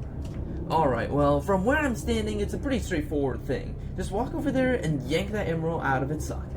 I don't understand why you'd want that. Didn't I already explain this, lady? I want the swap to be permanent. I want to keep this body. I know to get the golden ending on this, you have to ask the questions in a specific order.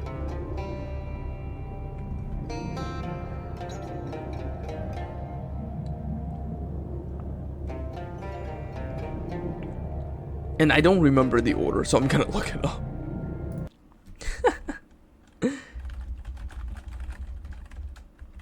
I've done this before. I just don't remember. I just don't remember what the order you're supposed to ask the question in is.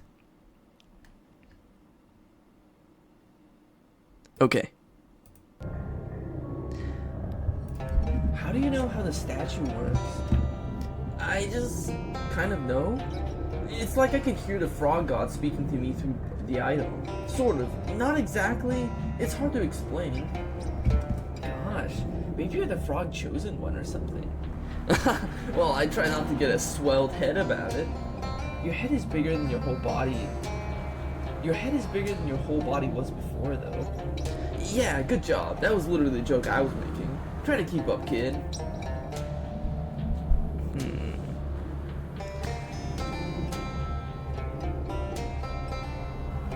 The frog gave me this emerald. How is that possible? Oh, that was probably me. I mean him. Try that again. This human's mind in my frog body. I was hopping around in here when it happened.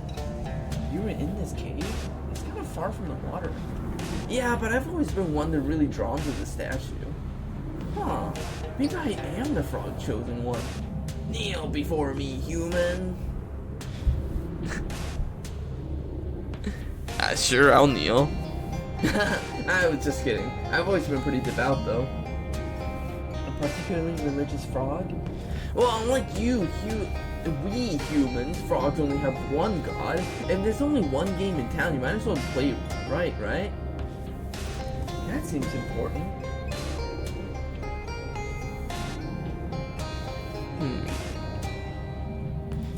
Why don't you take out the gem yourself? I don't know if you noticed, but I don't exactly have a fine motor control over this body yet. I can't even stand up straight without falling over. You're doing pretty well. The others can't even talk yet. Really? Oh, wonder why that is. Maybe because you're more religious than the others? No, I mean, I'm devout as hop, but the others aren't less devout. Frogs all share the same mind. Oh yeah, are you still connected to the others? No, I can't hear them thinking anymore. To be honest, it's nice to finally get a little peace and quiet. They're like the Protoss, except they're frogs. They've been severed from the Kala. That's interesting. Why do you want to be a human so much? Because it's exciting and new. Check out these thumbs. Are you kidding me? Some of the climbing type frogs have rudimentary thumbs, but not like these tadpoles. I'm gonna give so many thumbs up to people. It's gonna be great. Thumbs are pretty good. I guess I don't appreciate mine enough. Right? Forget about being a frog. Being a frog sucked, and I guarantee the others agree with me. Well, except you can't really guarantee that because you don't share the same mind anymore. You don't know what they're thinking. Oh, look at you, all used to having hairs and being able to split them. Dark frog tossing the eyebrows. He's Duran. It's true though. It seems rude to be doing this to those people. Don't take their side. They got what they deserve. They deserve what they got. They deserve to be turned into frogs? That's right, they do. Those guys blasphemed against the frog god, and being stuck with those dumb frog bodies is their just desserts. Okay, but are they all guilty? That one frog gave me the emerald to fix a statue with. He seemed like he's a pretty good guy at least. That was the one who stole the guy in the first place. He's the particular guy who wrecked the statue. And now you want to wreck it even more? You're the super devout and religious frog, right? It doesn't make any sense that you wouldn't want to fix it. Well, sometimes you gotta break some eggs if you want to make a broken egg thing. Some kind of a food or whatever. Yeah, right. Look, what I'm hearing here is you think all humans should suffer for the action of just one guy who did something that you want to make worse, and you don't even know how the other frogs feel about it. Well, that's... I mean, alright, kid, I guess you got me dead to rights. In that face, which isn't actually yours. Thing is, though, your point being valid doesn't obligate me to change my mind. Oh. But I'll tell you what, If you can prove to me that the other former frogs around here don't want to be humans, and it really was just one human to blame for this blasphemy, then maybe we can work out a better solution to this. How do I do that? You're an adventurer, aren't you? Go wander around and poke stuff at people and talk to people. That's your whole deal. You know, this guy's kind of an asshole. The other frog people can't talk though, remember? I tried on my way here, probably. I tried, probably. I like how the game doesn't even bother checking to see if you actually talk to the other frogs. Yeah, we don't have room magic. We can't talk to them. Oh, yeah, huh. Well, probably being next to the statue helped me develop faster, so maybe it would help them too. Let me see that emerald you got. Oh, yeah, this eye isn't glowing like the other one, see? Maybe it can be recharged. He holds the emerald against the statue, and after a moment, it begins to glow softly. Okay, nice. Take this then. Hold on, I'm gonna sneeze.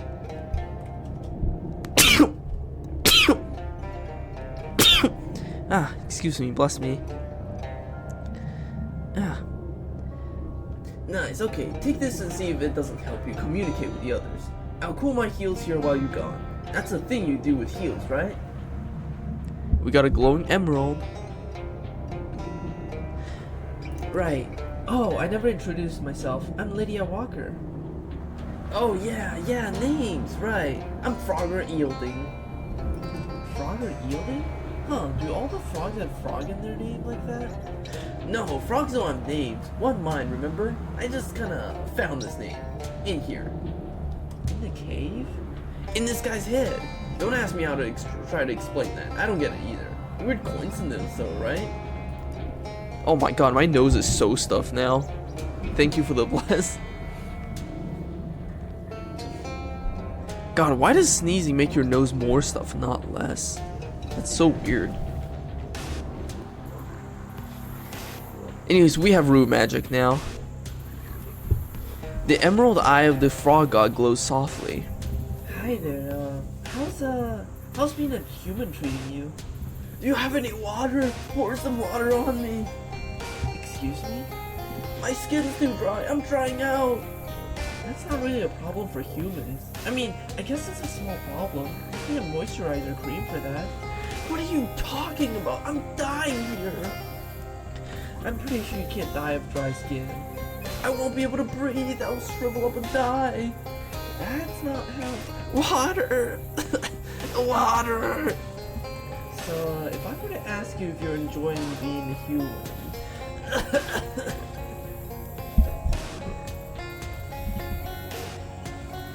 Sneezing is for getting things out. God, the goop is very annoying. Hi there, how's it going? I'm so hungry. I can't catch anything. Catch? This new tongue isn't nearly long enough. I see a fly go past and plug black. He sticks his tongue out as far as he can. Nothing. I'm starving. Do you think the Protoss human hybrids would be baddies? I imagine they would probably look like elves. Oh no, you know what they would look like? They would look like the Warcraft Draenei's.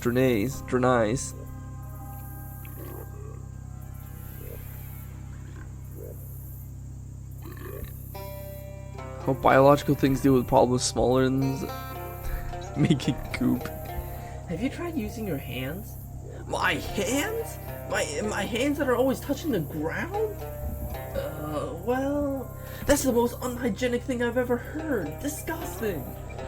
So, would you say you're enjoying being a human? I'll put you down as no. That's true. Some of the Draenei designs are fucking ugly as hell. Like the Draenei's you meet in Warcraft 3, they look fucking horrific. Oh, Barker's hiding behind that rock. It's kind of funny, like in World of Warcraft, they introduced the female Draenei's that actually that are like sexy like elves with like hooves and stuff, but But in Warcraft 3, when the Draenei first shows up, they're so fucking ugly. The first Draenei that show up in Warcraft 3, they're like, they look like bridge trolls. It's super weird. I don't know why they made such a drastic change to their character designs. It's really funny. They literally went from bridge trolls to being like sexy elves. Oh yeah, and the bridge troll design, they had like huge fucking teeth.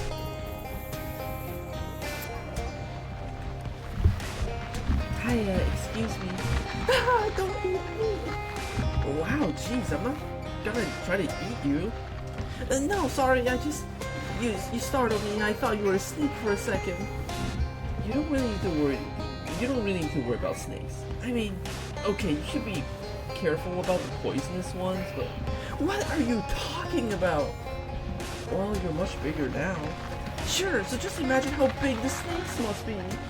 Giant snakes, big enough to eat a frog my size in one bite. Can you imagine? Nowhere is safe. Just smash down this shack like it's nothing. I better go, you're gonna give me nightmares. Oh, can I pillage the lockers? Hey, is it okay if I look in these lockers? No, don't! What if there's a giant Tuatara in there? I don't know what that is. It's a type of frog-eating lizard from New Zealand. Well, if through some sort of hilarious coincidence or misadventure that there does happen to be one in here, it'll get me first, and then you can run away. Well, okay. There's actually not much in the way of personal possessions in here. Ragged clothes, some cracked and dented hard hats, a few family photos taped inside the doors, and a note that says, "Taping photographs on the inside of the locker doors is a violation of protocol and will be noted on your record. Management." Huh.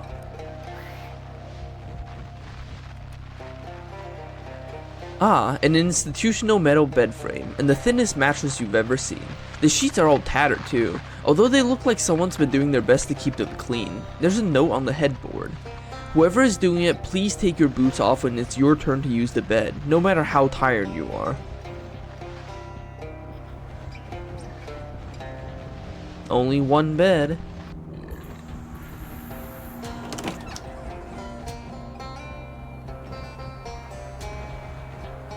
It looks like these people got so hungry they started eating the cabinet doors. Clearly the employees here weren't being fed very well, or possibly at all. Maybe that's why there weren't very many. Maybe they ate each other. At least keep your feet off the bed.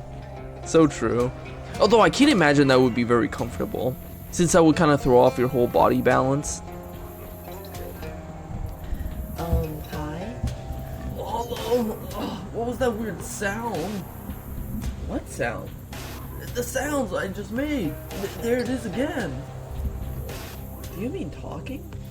I guess so, but what's with all these different noises? I normally just go ribbit and everyone gets what I mean. While you're human now, it works differently for us. It's wildly inefficient and clumsy and confusing. I don't like this at all. Well, how do you like being a human apart from that? Ribbit. Ugh. Even a basic ribbit sounds all weird and gross.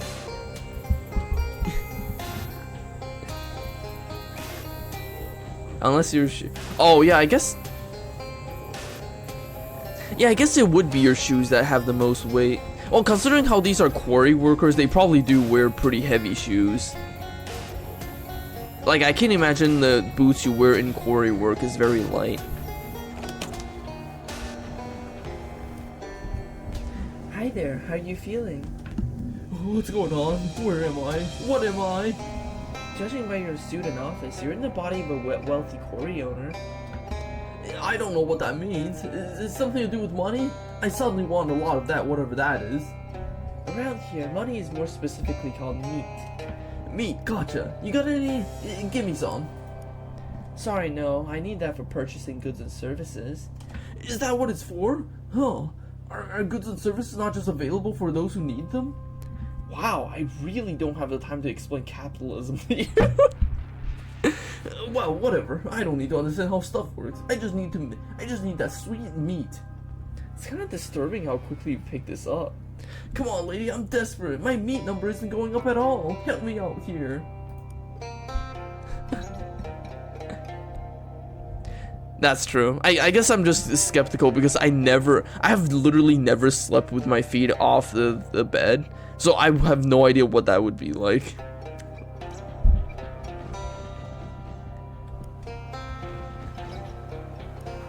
You push the painting aside and find, surprise, a safe. Unfortunately, it's a key type safe and you don't have the key. Hey, you haven't seen a key for this safe around, have you? A key? Is that what this little pointy brass doohickey my leg skin hole is? Pocket. That's called a pocket. And yeah, probably. Can I have it? That depends on how much meat you're willing to give me. I'll give you a million meat. I'll give you 50. For 50, you can rent the key for 1 minute. Sure, whatever. It's a deal. You hand over the meat and the frogman lends you this brass key. Look at all this meat. I'm gonna use it to get more meat and then use that meat to get more meat. It's important in its own right, as a way to keep score against other people who have a lot of meat. Okay, let's not get too unsubtle here. You unlock the safe and return the key and find a bunch of tins of fancy, expensive caviar. Riche en foire brand caviar. It doesn't really say caviar. It says boulette de poisson salé. I don't know French phonology. I'm doing my best here. But the picture on the side of the tin looks like caviar. There was a lot of it in that safe. The foreman must have really been into the finer things in life, where finer is defined as expensive. Salted fish balls. Yeah, that's a lot of caviar. A lot of expensive fish eggs. Ah, you shuffle the papers around. They're mainly invoices and receipts. The three things you find of interest are a yacht catalog, a telegram, and a receipt from the Pinkertons. There's a picture of a particularly fancy yacht that's been circled in red ink. The price is listed as 200,000 meat. Good grief, you'd have to grind a whole lot of random encounters to get that kind of money. Dear sir, prepare to offer 250 meat for each emerald of cut, color, and clarity you describe. Stop. Please telephone to arrange visit and inspection by our expert. Stop. Regards, Seymour Hart here. 500,000 meat? Jeez, that would buy a whole lot of gumballs. It's got the fancy Pinkerton's National Detective Agency logo at the top, and the charge listed is 500 meat for services rendered on July 6th of last year. Huh. Well, that tears it. The guy running this place was absolutely horrible. Also, that looks like something we can look at the newspapers about. There's a lot of incidents of workers being written up for complaining. Also a lot of injury reports. And wow, the salaries listed are pathetic, nearly to the point of being criminal. You also find a handwritten letter from one of the workers, formally requesting that the crew be issued new hard hats. Scrawled across the bottom in another hand is the comment, "Ha! And what, does he think I'm made of money?" Uh-oh.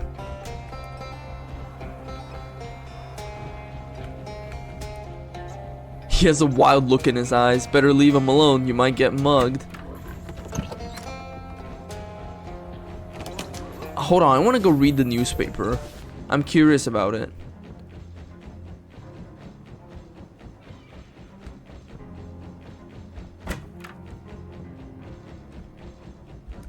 Yeah, July 6th. There's an article about a miners' strike at the Heim quarry. Apparently the workers were striking for better pay, living conditions, and safety. The strike was broken up by the Pinkertons, and one worker was killed and two others were wounded in the resulting fight. The article ends with a note from the editor. We would like to make it clear that the workers were neither miners nor, strictly speaking, miners.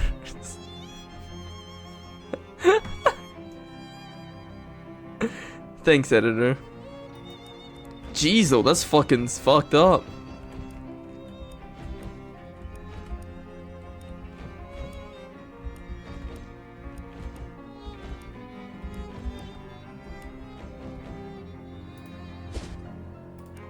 Alright, let's talk to that frog. We've talked to everyone and looked at everything.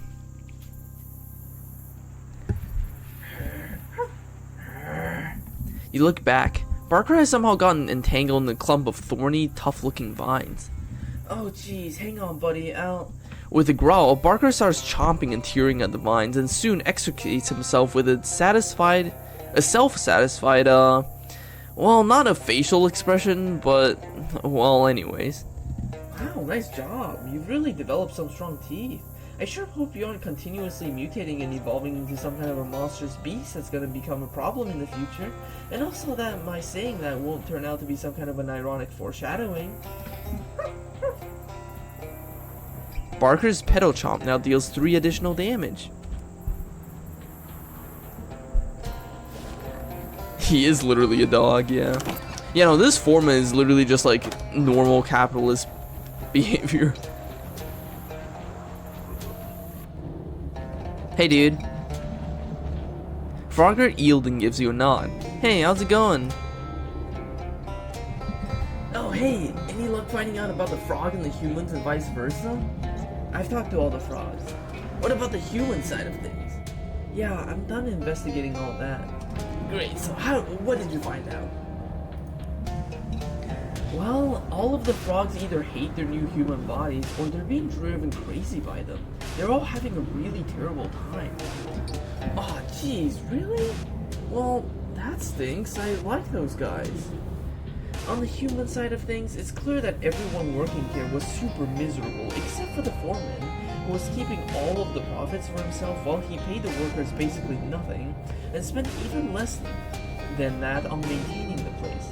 Also, he was planning on selling those emeralds. I can basically guarantee that the foreman forced the guy you were wearing to take the eye. Huh, well, that sounds pretty conclusive. Honestly, it would be awesome if Barker can turn into a giant beast. Like, imagine having one of the Resident Evil monsters as a pet. That would be fucking awesome. So what now? I guess you better go ahead and change one back. It's gonna suck to go back to being a frog after tasting the sweet human freedom, but the other frogs hate this and the humans don't deserve it, so go ahead and put the emerald back in the idol. There might be another option. What do you mean? Well, we got one frog who wants to be a human and one human who sucks and probably should get some justice, right? Oh, huh. Swap me into the foreman's body and change everyone else back? Yeah, can we do that? Is that a thing? Let's see. If the swaps really were a proximity sort of thing, then if we got but then... Okay, yeah, I think it might be doable. No guarantees, but hey, when are there ever guarantees, am I right? What's your plan? First thing we need to do, and by we, you mean me? And naturally, is to get the foreman's body and my frog body down here next to the idol. How do I do that? Well, how do you humans generally get people to do things when you want them to do? Bribery? I was gonna say ask nicely, but when you think about it, a bribe is the ultimate form of asking nicely. Okay, so we gotta bribe the foreman.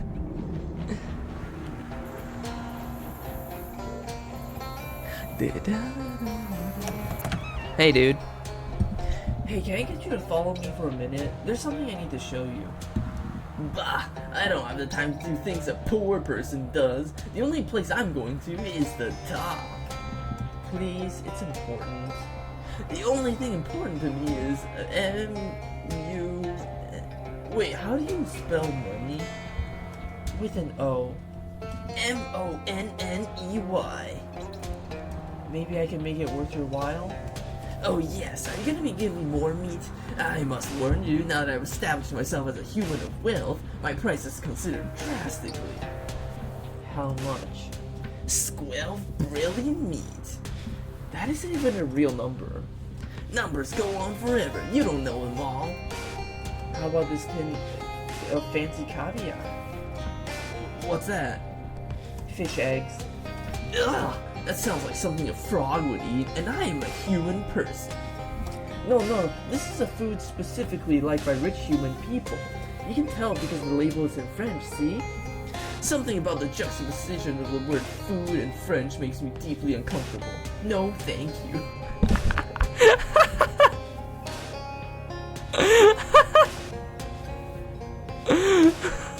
What is that line?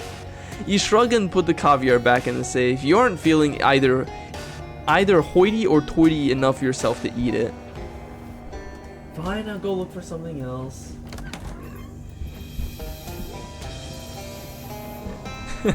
You fear getting your legs eaten. Oh, Shadow Rift. I'm a fly. I'm 3 flies, specifically. Sustenance. We eat. We breed. We turn into 5 flies. This is the real fly ASMR here. Waste not, want not, we devour. Carcass, perfect, we consume. Yum yum yum, we drink deeply. That is a disgusting sound. It is plentiful, we feast.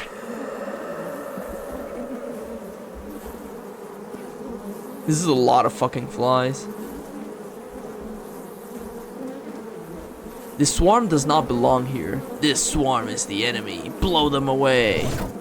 We see a ring of negative energy. We see a syringe. How do we know what a syringe is? We cannot say.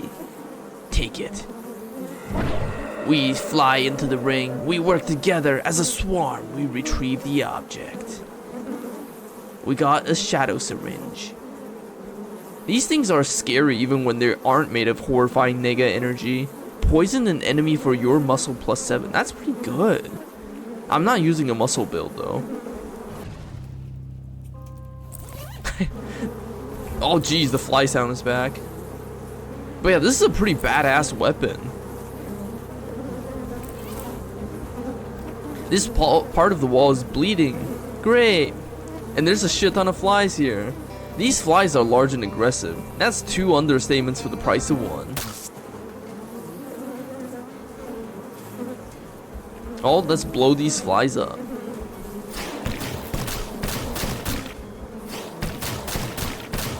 You know, every wall bleeds here. It's just a normal appearance, a normal occurrence.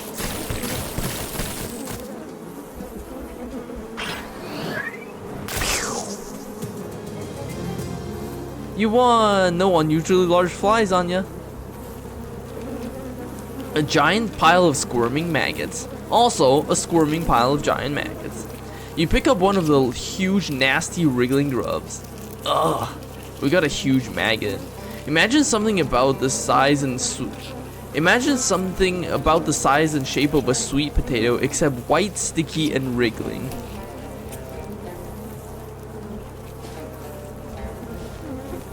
Honestly, if you decide to go with the normal ending instead of the golden ending, you get an even worse event here with the giant maggots, where the writers will like describe in detail about how you destroy each and every one of those grubs.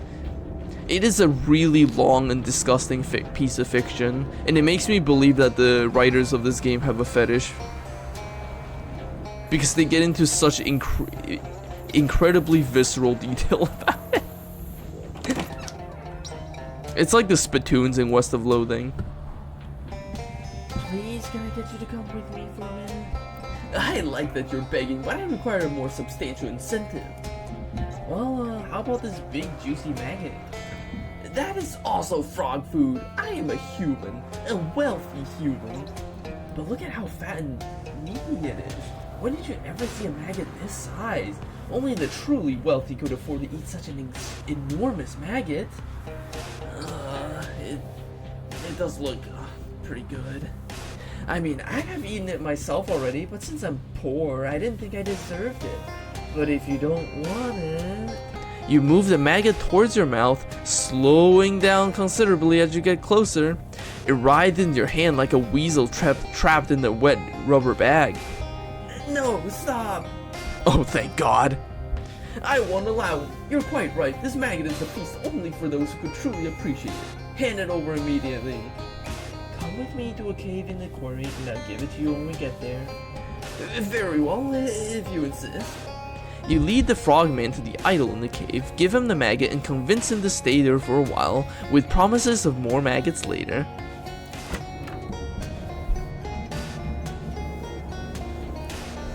This cave is miserable. Not the right environment for a wealthy human at all. I only need you here for a little while, and the statue is nice, right? It's rather provincial, but I suppose it is nice in a kitschy sort of way, and the emeralds look very valuable, but I was promised maggots. Well, stick around for a while, and I think you'll get even more than what you bargained for. Alright, now we gotta go back to the frog bog.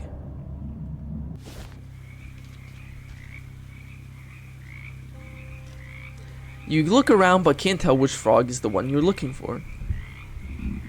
Hey, I'm looking for a specific frog. I mean guy. The guy who was in the cave with the weird statue. The frogs just sort of stare at you. Probably the guy who took the emerald out of it. It's fine though, no harm done. Well, kind of a lot of harm done actually, but I'm pretty sure it wasn't your fault. I just mean, I'm not here to hassle you about it. I just need your help fixing this. The frog continues staring. Hello?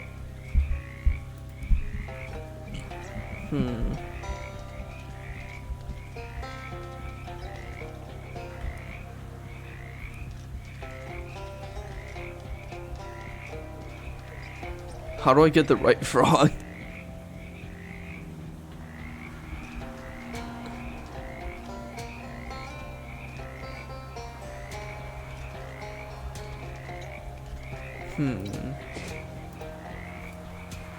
Maybe I'm missing some clues. Clues? Ah, there we go.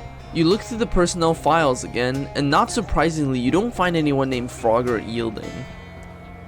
You do find a guy named Roger Fielding, though. That makes much more sense as a human name. He has a lot of black marks on his record for things like not shutting up about workplace safety conditions and whining about food. Frogger Yielding, not Roger Fielding. Frogger Yielding.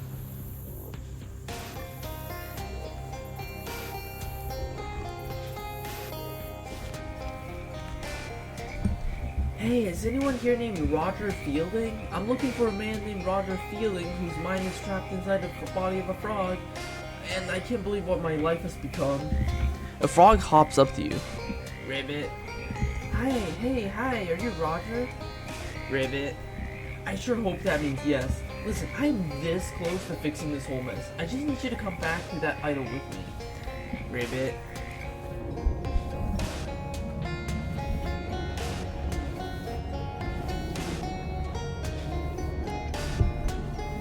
Looks like you got the both of them. Nice work.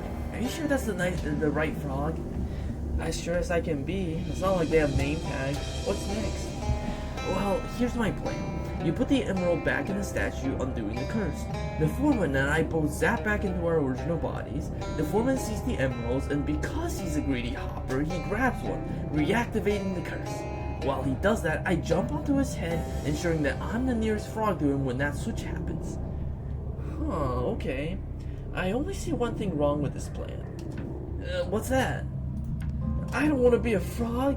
When he reactivates the curse, it'll switch everybody. Nothing is actually fixed by this. Yeah, that's the other part of the plan. See, I think we can avoid that. You think?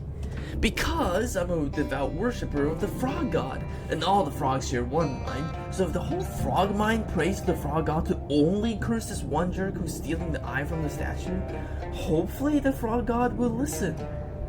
Hopefully? Look, if you got a better plan, I'm all ears. Well, just the 2 years, but that's 2 more than I used to have. Fine, I'll put the eye back. Return the missing eye. Yep. So in the interest of full disclosure, I should point out that this is a one-way decision. If you mess with the idol, you won't be able to change your mind afterwards, so don't mess this up. Return. You socket the missing emerald back into the statue. Both eyes flash with a brilliant green light and then dims again. Ugh, what in the blazes? Oh jeez, my brain feels all slimy and weird. Fielding, didn't I tell you to get me these emeralds? I thought I... Forget it. Clearly, if I want something done around here, I gotta do it myself. Ribbit. As the foreman grabs the emerald and twists it, you see the frog jump onto his head and close his eyes real tight. The frog god's emerald eyes flash a bright, almost blinding green light. There, did it work?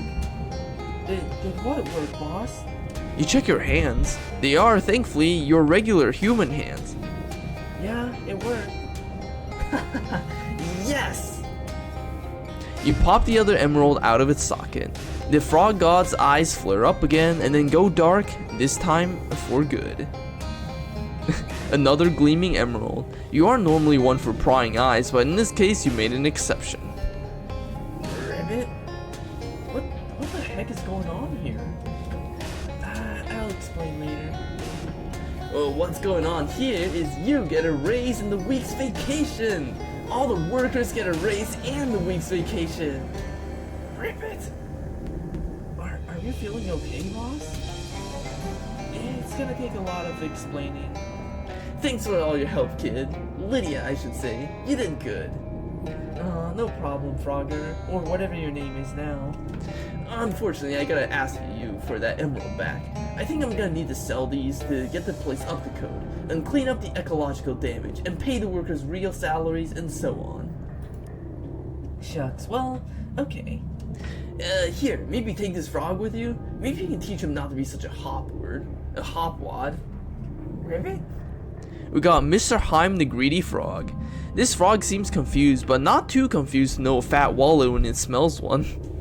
And the only thing he does is that he steals meat.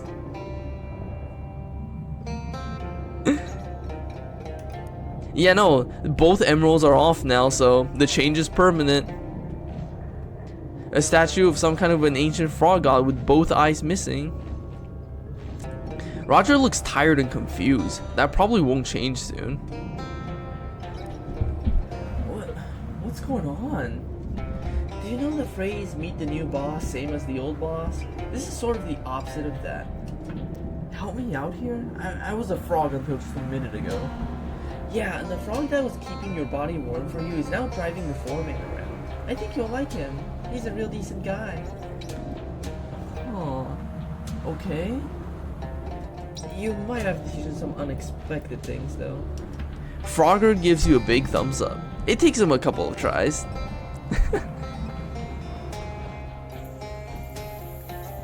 This man looks puzzled and tired. Everything alright? What's going on? I heard there's a new foreman? Well, in a sense, yeah. At any rate, things should run a lot more equitably around here from now on. I think I had some kind of a weird dream. I feel groggy. I could drink something. Flat Fanta. Reading so much really dries out your throat.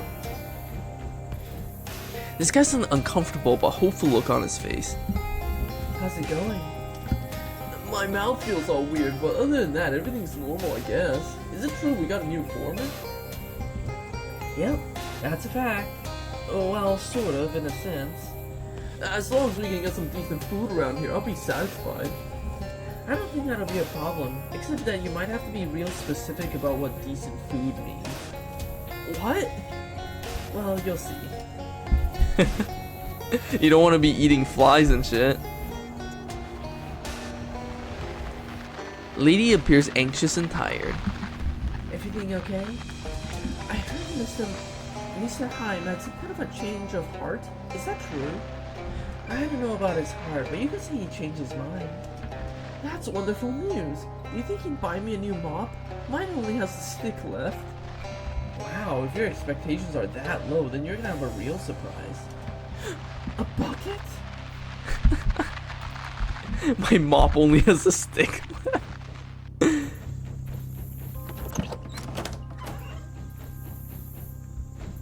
This guy has the look of someone who is desperately trying to stay awake and has been doing so for way too long. Are you okay? I'll be fine if I can just get some sleep instead of working 4 shifts. I heard the foreman declared a holiday. You think he'll give me a few hours off? In fact, I heard I heard him say everyone gets a whole week off. Oh, thank God. I'm so tired I could sleep on a granite block, like that one right there, which is where I have actually been sleeping, on alternate Sundays. Man, these poor fucking workers.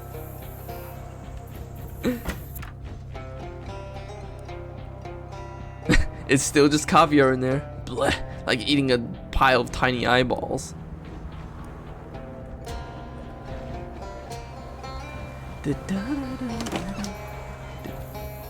There, we got the golden ending. Woo! All the humans are back to normal except for the foreman.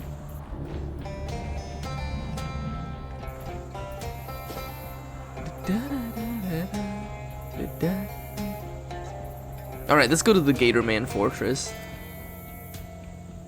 You find an old medicine show wagon overturned in the swamp. Most of its contents have long since hazardously dissolved into the local ecosystem, but there's probably some stuff left. A few damp toiletries and even damper medicaments.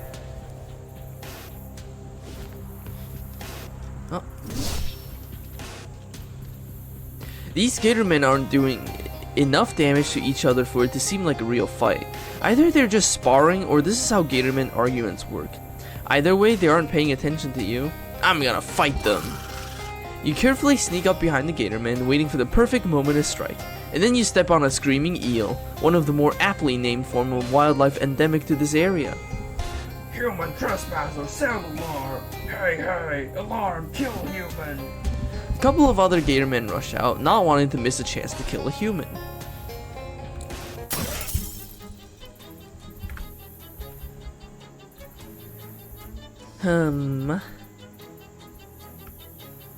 Alright, let's get blasted. I forgot how fucking beefy Gatormen are. AoE is not gonna work here. We're gonna need big damage like this.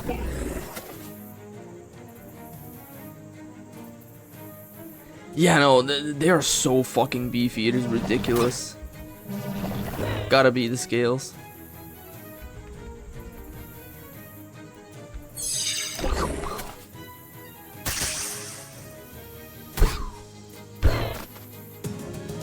You won! Who said a frontal assault strategy on an enemy fortress was a bad idea? Sun Tzu, 秀所习女. Oh, this filthy pipe must lead inside, presumably to the bathroom part of inside, if the smell is any indication. All we need is stench armor, though. The pipe turns out to be much longer than expected, with a lot of twists and turns. Clearly, efficient airflow and ventilation systems is not a big priority in Gatorman architecture. You eventually come out in either a garbage processing center or a kitchen. Yeah, no, Gators are fucking beefy as hell. They are incredibly strong and very dangerous. This must be the Gatorman's dinner bell. It would be nonsensical and cruel to ring the dinner bell without making dinner first. Nonsensical and cruel is the Gatorman's standard of behavior, but let's not sink to their level. Yeah, no, Gators are fascinating creatures, honestly. They're so fucking dangerous. The remains of an awful meal. Even if Gatormen bother to cook their meals, they probably don't cook them in an electric oven standing in 18 inches of water. This is a kitchen, only in the sense that it is a place where food is prepared. What, are you kidding? All the food here is days old meat with bites taken out of it already. You'd die. Not for me, for the Gatorman. Oh, okay, I get you. Well, there are some big haunches of some sort of carcass thrown about. If you can lift those onto the table, you might have the beginning of something. You poke around the cupboards, pulling out everything you can identify as maybe being Gatorman food, mainly telling the difference between old lumps of meat and old lumps of mud by whether or not it's got a bone sticking out of it. Since you don't know whether a Gatorman avoid food with mold on it or actually considers it an essential spice, you compromise and only scrape half off. Then you pile all of that onto the table and garnish it with a sprig of parsley. Hopefully this will hold the guard's attention for a while. There's nothing of value on the shelves, probably not even by Gatorman standards. It's one of those fridges, you know, the ones hanging on big rusty chains. Oh, the chain wasn't attached very well and the whole thing came loose. We got a refrigerator on a chain. Neither the refrigerator nor the chain is in very good shape, but you're probably not going to find a better version of this very specific combination. You rang the bell with a discarded bone, and then crouch next to the door. The Gatorman guards all stream in and immediately start fighting over who gets the juiciest lump of whatever those lumps are made of, and don't notice you sneaking out into the hall. You don't want to go in there now that there's a nasty feast underway. You might get mistaken for dessert. And hey, look, it's Charles. He's in a cage. It's a cage with Charles in it. Charles!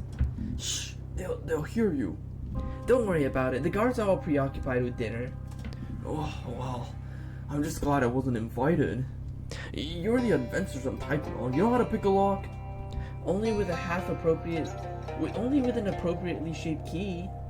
You'll have to get it off their leader then. I think his room is down the other end of the hall. Okay, I'll be right back.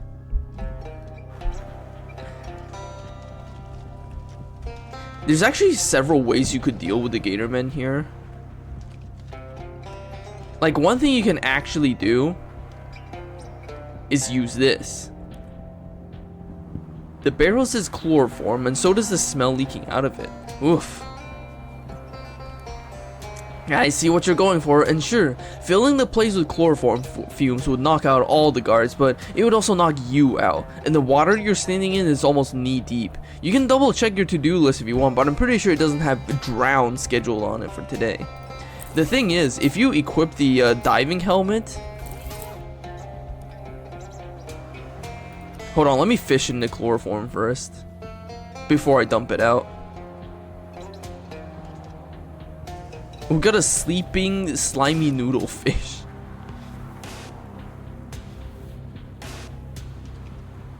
A sleeping, brown-eyed slime. All the fish are just sleeping in the chloroform. A drowsy, flat-finned mud squelcher. Since all the guards are in the kitchen, stuffing their faces instead of paying any attention to you, this seems kind of redundant. Probably best not to make things any more complicated than they already are. I do want to give you the credit of thinking of the diving helmet though, good job. I think they might be dead. Okay, yeah, if the Gatormen weren't in the kitchen eating, you do actually get the option to dump all this chloroform and immediately take out all of those Gatormen. And they would just all be asleep. So that is actually one option you have for doing this quest, which is super cool. I love it when games give you multiple options to solve a puzzle. You know, chloroform is not something you want to be stuffed with. Loose length of rusty chain. As a seasoned adventurer, you can't possibly pass this up. You're not exactly sure how long this chain is because you're not sure how tight you're supposed to pull a chain when you measure it, and also because you don't really care. The items on the shelf are all too nasty for you to look at, let alone touch.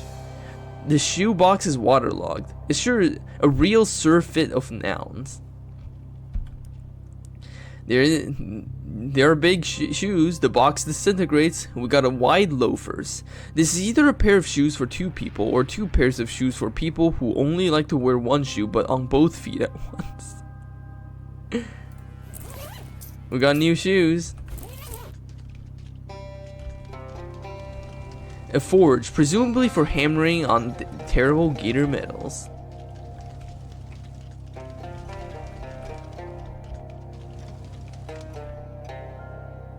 Hey, go away! That's our target. Huh, do you think the Gatorman's taste in books is as bad as everything else about them? Keeping the rust off your iron fist, don't eat your henchmen, tips for new rulers, spot welding guide for ad hoc fortresses. Yeah, these are pretty much what you'd expect, except for, here's one thing that seems interesting, bones and how to crack them. a treatise on bone pain and how to maximize it in your victims. You skim through most of the really nasty parts, but you do learn a few things about Knuckles that you're able to apply in non-torture contexts. You know, these guys really are like 40k orcs. Crack Knuckles, increase your mysticality by 3. There's a slightly more challenging chapter that delves deeper into knuckle physics. I mean, I'm never gonna use this skill, but sure. You study knuckle anatomy until you can't think about anything else. When you're finished, you crack your knuckles so loudly that the resulting sonic boom disintegrates the book. I'm never gonna use that skill.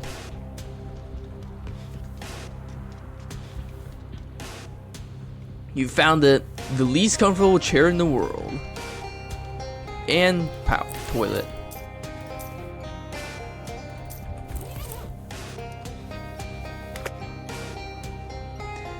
This scepter would have been really bad for the septic tank. Filthy scepter poisons all enemies for 3. Brandish this if you want everybody to think you're the queen of the toilet mountain.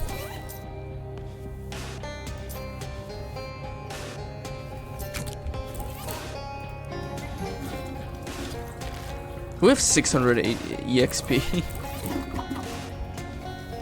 This hole leads down into a massive underground chamber. Attach the chain and let's climb down. Property private scram. You don't know what this object is, but oh wait, it's got blood all over it. It's an altar. Huh, where'd he go? This guy's got portals. I'm serious, go away.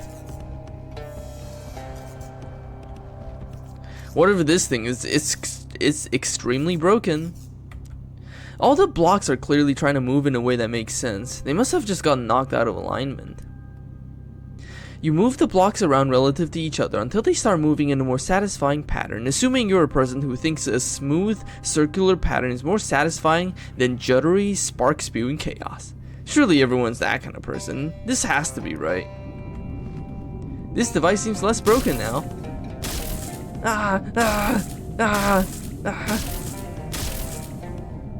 Good grief, you wouldn't have fixed it if you'd known it was gonna be so ungrateful. We got ziggurat power. You've been blasted with a bunch of ancient lasers and it has awakened the ancient laser power concealed in the mitochondria of your cells. You can now use 3 additional combat items per round. Yeah, no, this is literally like an underground temple full of like super high-tech stuff. There's even teleporters here. Like, this is just a teleporter. I warning, kill you! Is this some kind of an ancient temple guardian or something? It's shooting out a bunch of tightly focused beams of light that science doesn't have a name for yet, but which you can probably assume you don't want to be touching you. We'll just avoid the beam.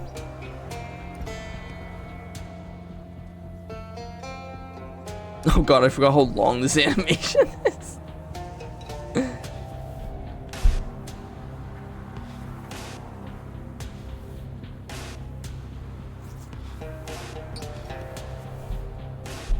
Can I go back? You should probably figure out how to turn that machine off before you get decapitated. You're worse, I destroy, Goliath kill!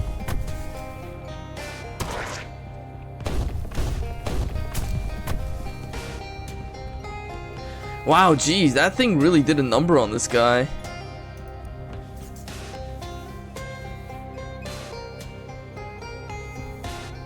Waste not gator blood, want not gator blood. You poke around in the mulch until you find something that looks more or less like an old iron key, except kinda blurry. It sizzles and twitches in your hand as you pick it up. We got a cursed key. This has to be the key Charles mentioned. You look at the hulking Goliath at the end of the hall. There doesn't seem to be anything beyond it, and it looks like it could squash you in an instant. Better go back and unlock Charles. You make your way quickly back up the room where he was being held. So you can actually go back and try to fight the Gator Goliath. Except the Gator Goliath is like insanely overpowered, and I don't have the right item to beat him yet. So I'm not gonna try that yet. He is a boss that I want to fight, just not right now. And there is an achievement for beating the Gatorman boss, the Gatorman Goliath, which we will get once I have the right item, because I don't have the right ring yet.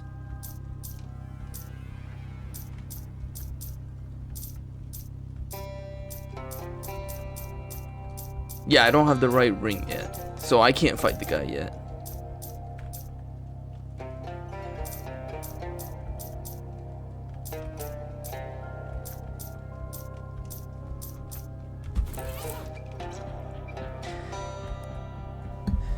You found the key? I think so. It's kind of weird though. Yeah, I don't like the looks of all that at all. I'd bet dollars to donuts that's the artifact we're looking for. It couldn't possibly be the key to this random Gatorman cage in the middle of nowhere then, could it? Well, it might have some kind of key-related powers. Normally I'd advise against using it, but I don't see any other way of getting out of this mess. Okay, here it goes. The key shifts unpleasantly in your hand, buzzing and clicking through a jerky slideshow of shapes, as though searching for the particular slice of higher dimensional object that will fit this lock.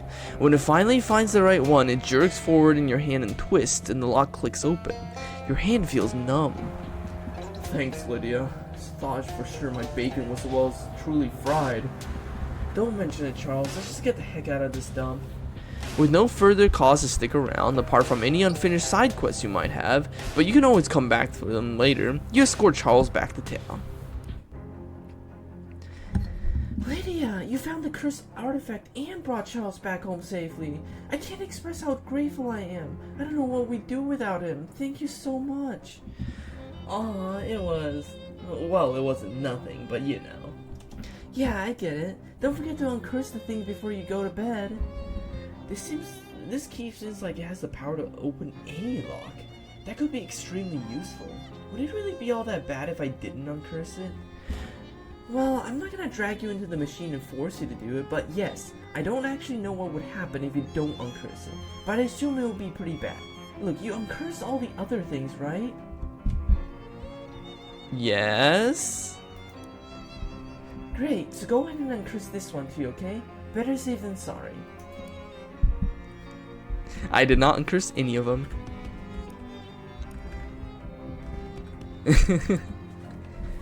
Thanks again for the rescue, Lydia. I'd have been corned beef hash with a side of eggs if you hadn't showed up. Oh, it was nothing, Charles. I basically just followed your wrenches. Here's your wrenches back, by the way. Nice. Knew these babies to come in handy for something someday. Don't you use them for, like, wrenching? Well, the 7/8, yeah. The 255, 265th, not so much. Gotcha. What kind of a fucking measurement is that? 255th, 256.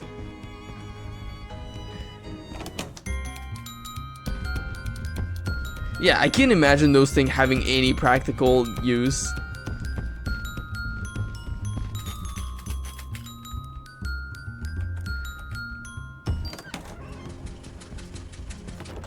Is there anything else here?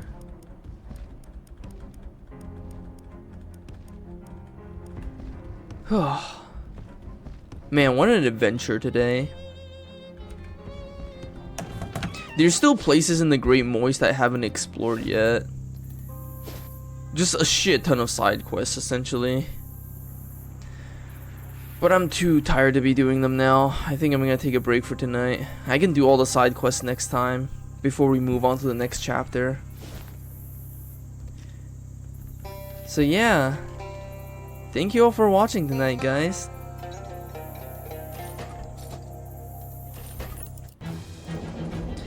Oh, I'm gonna get some rest. Have a good night, everybody. Bye bye. Thanks for watching.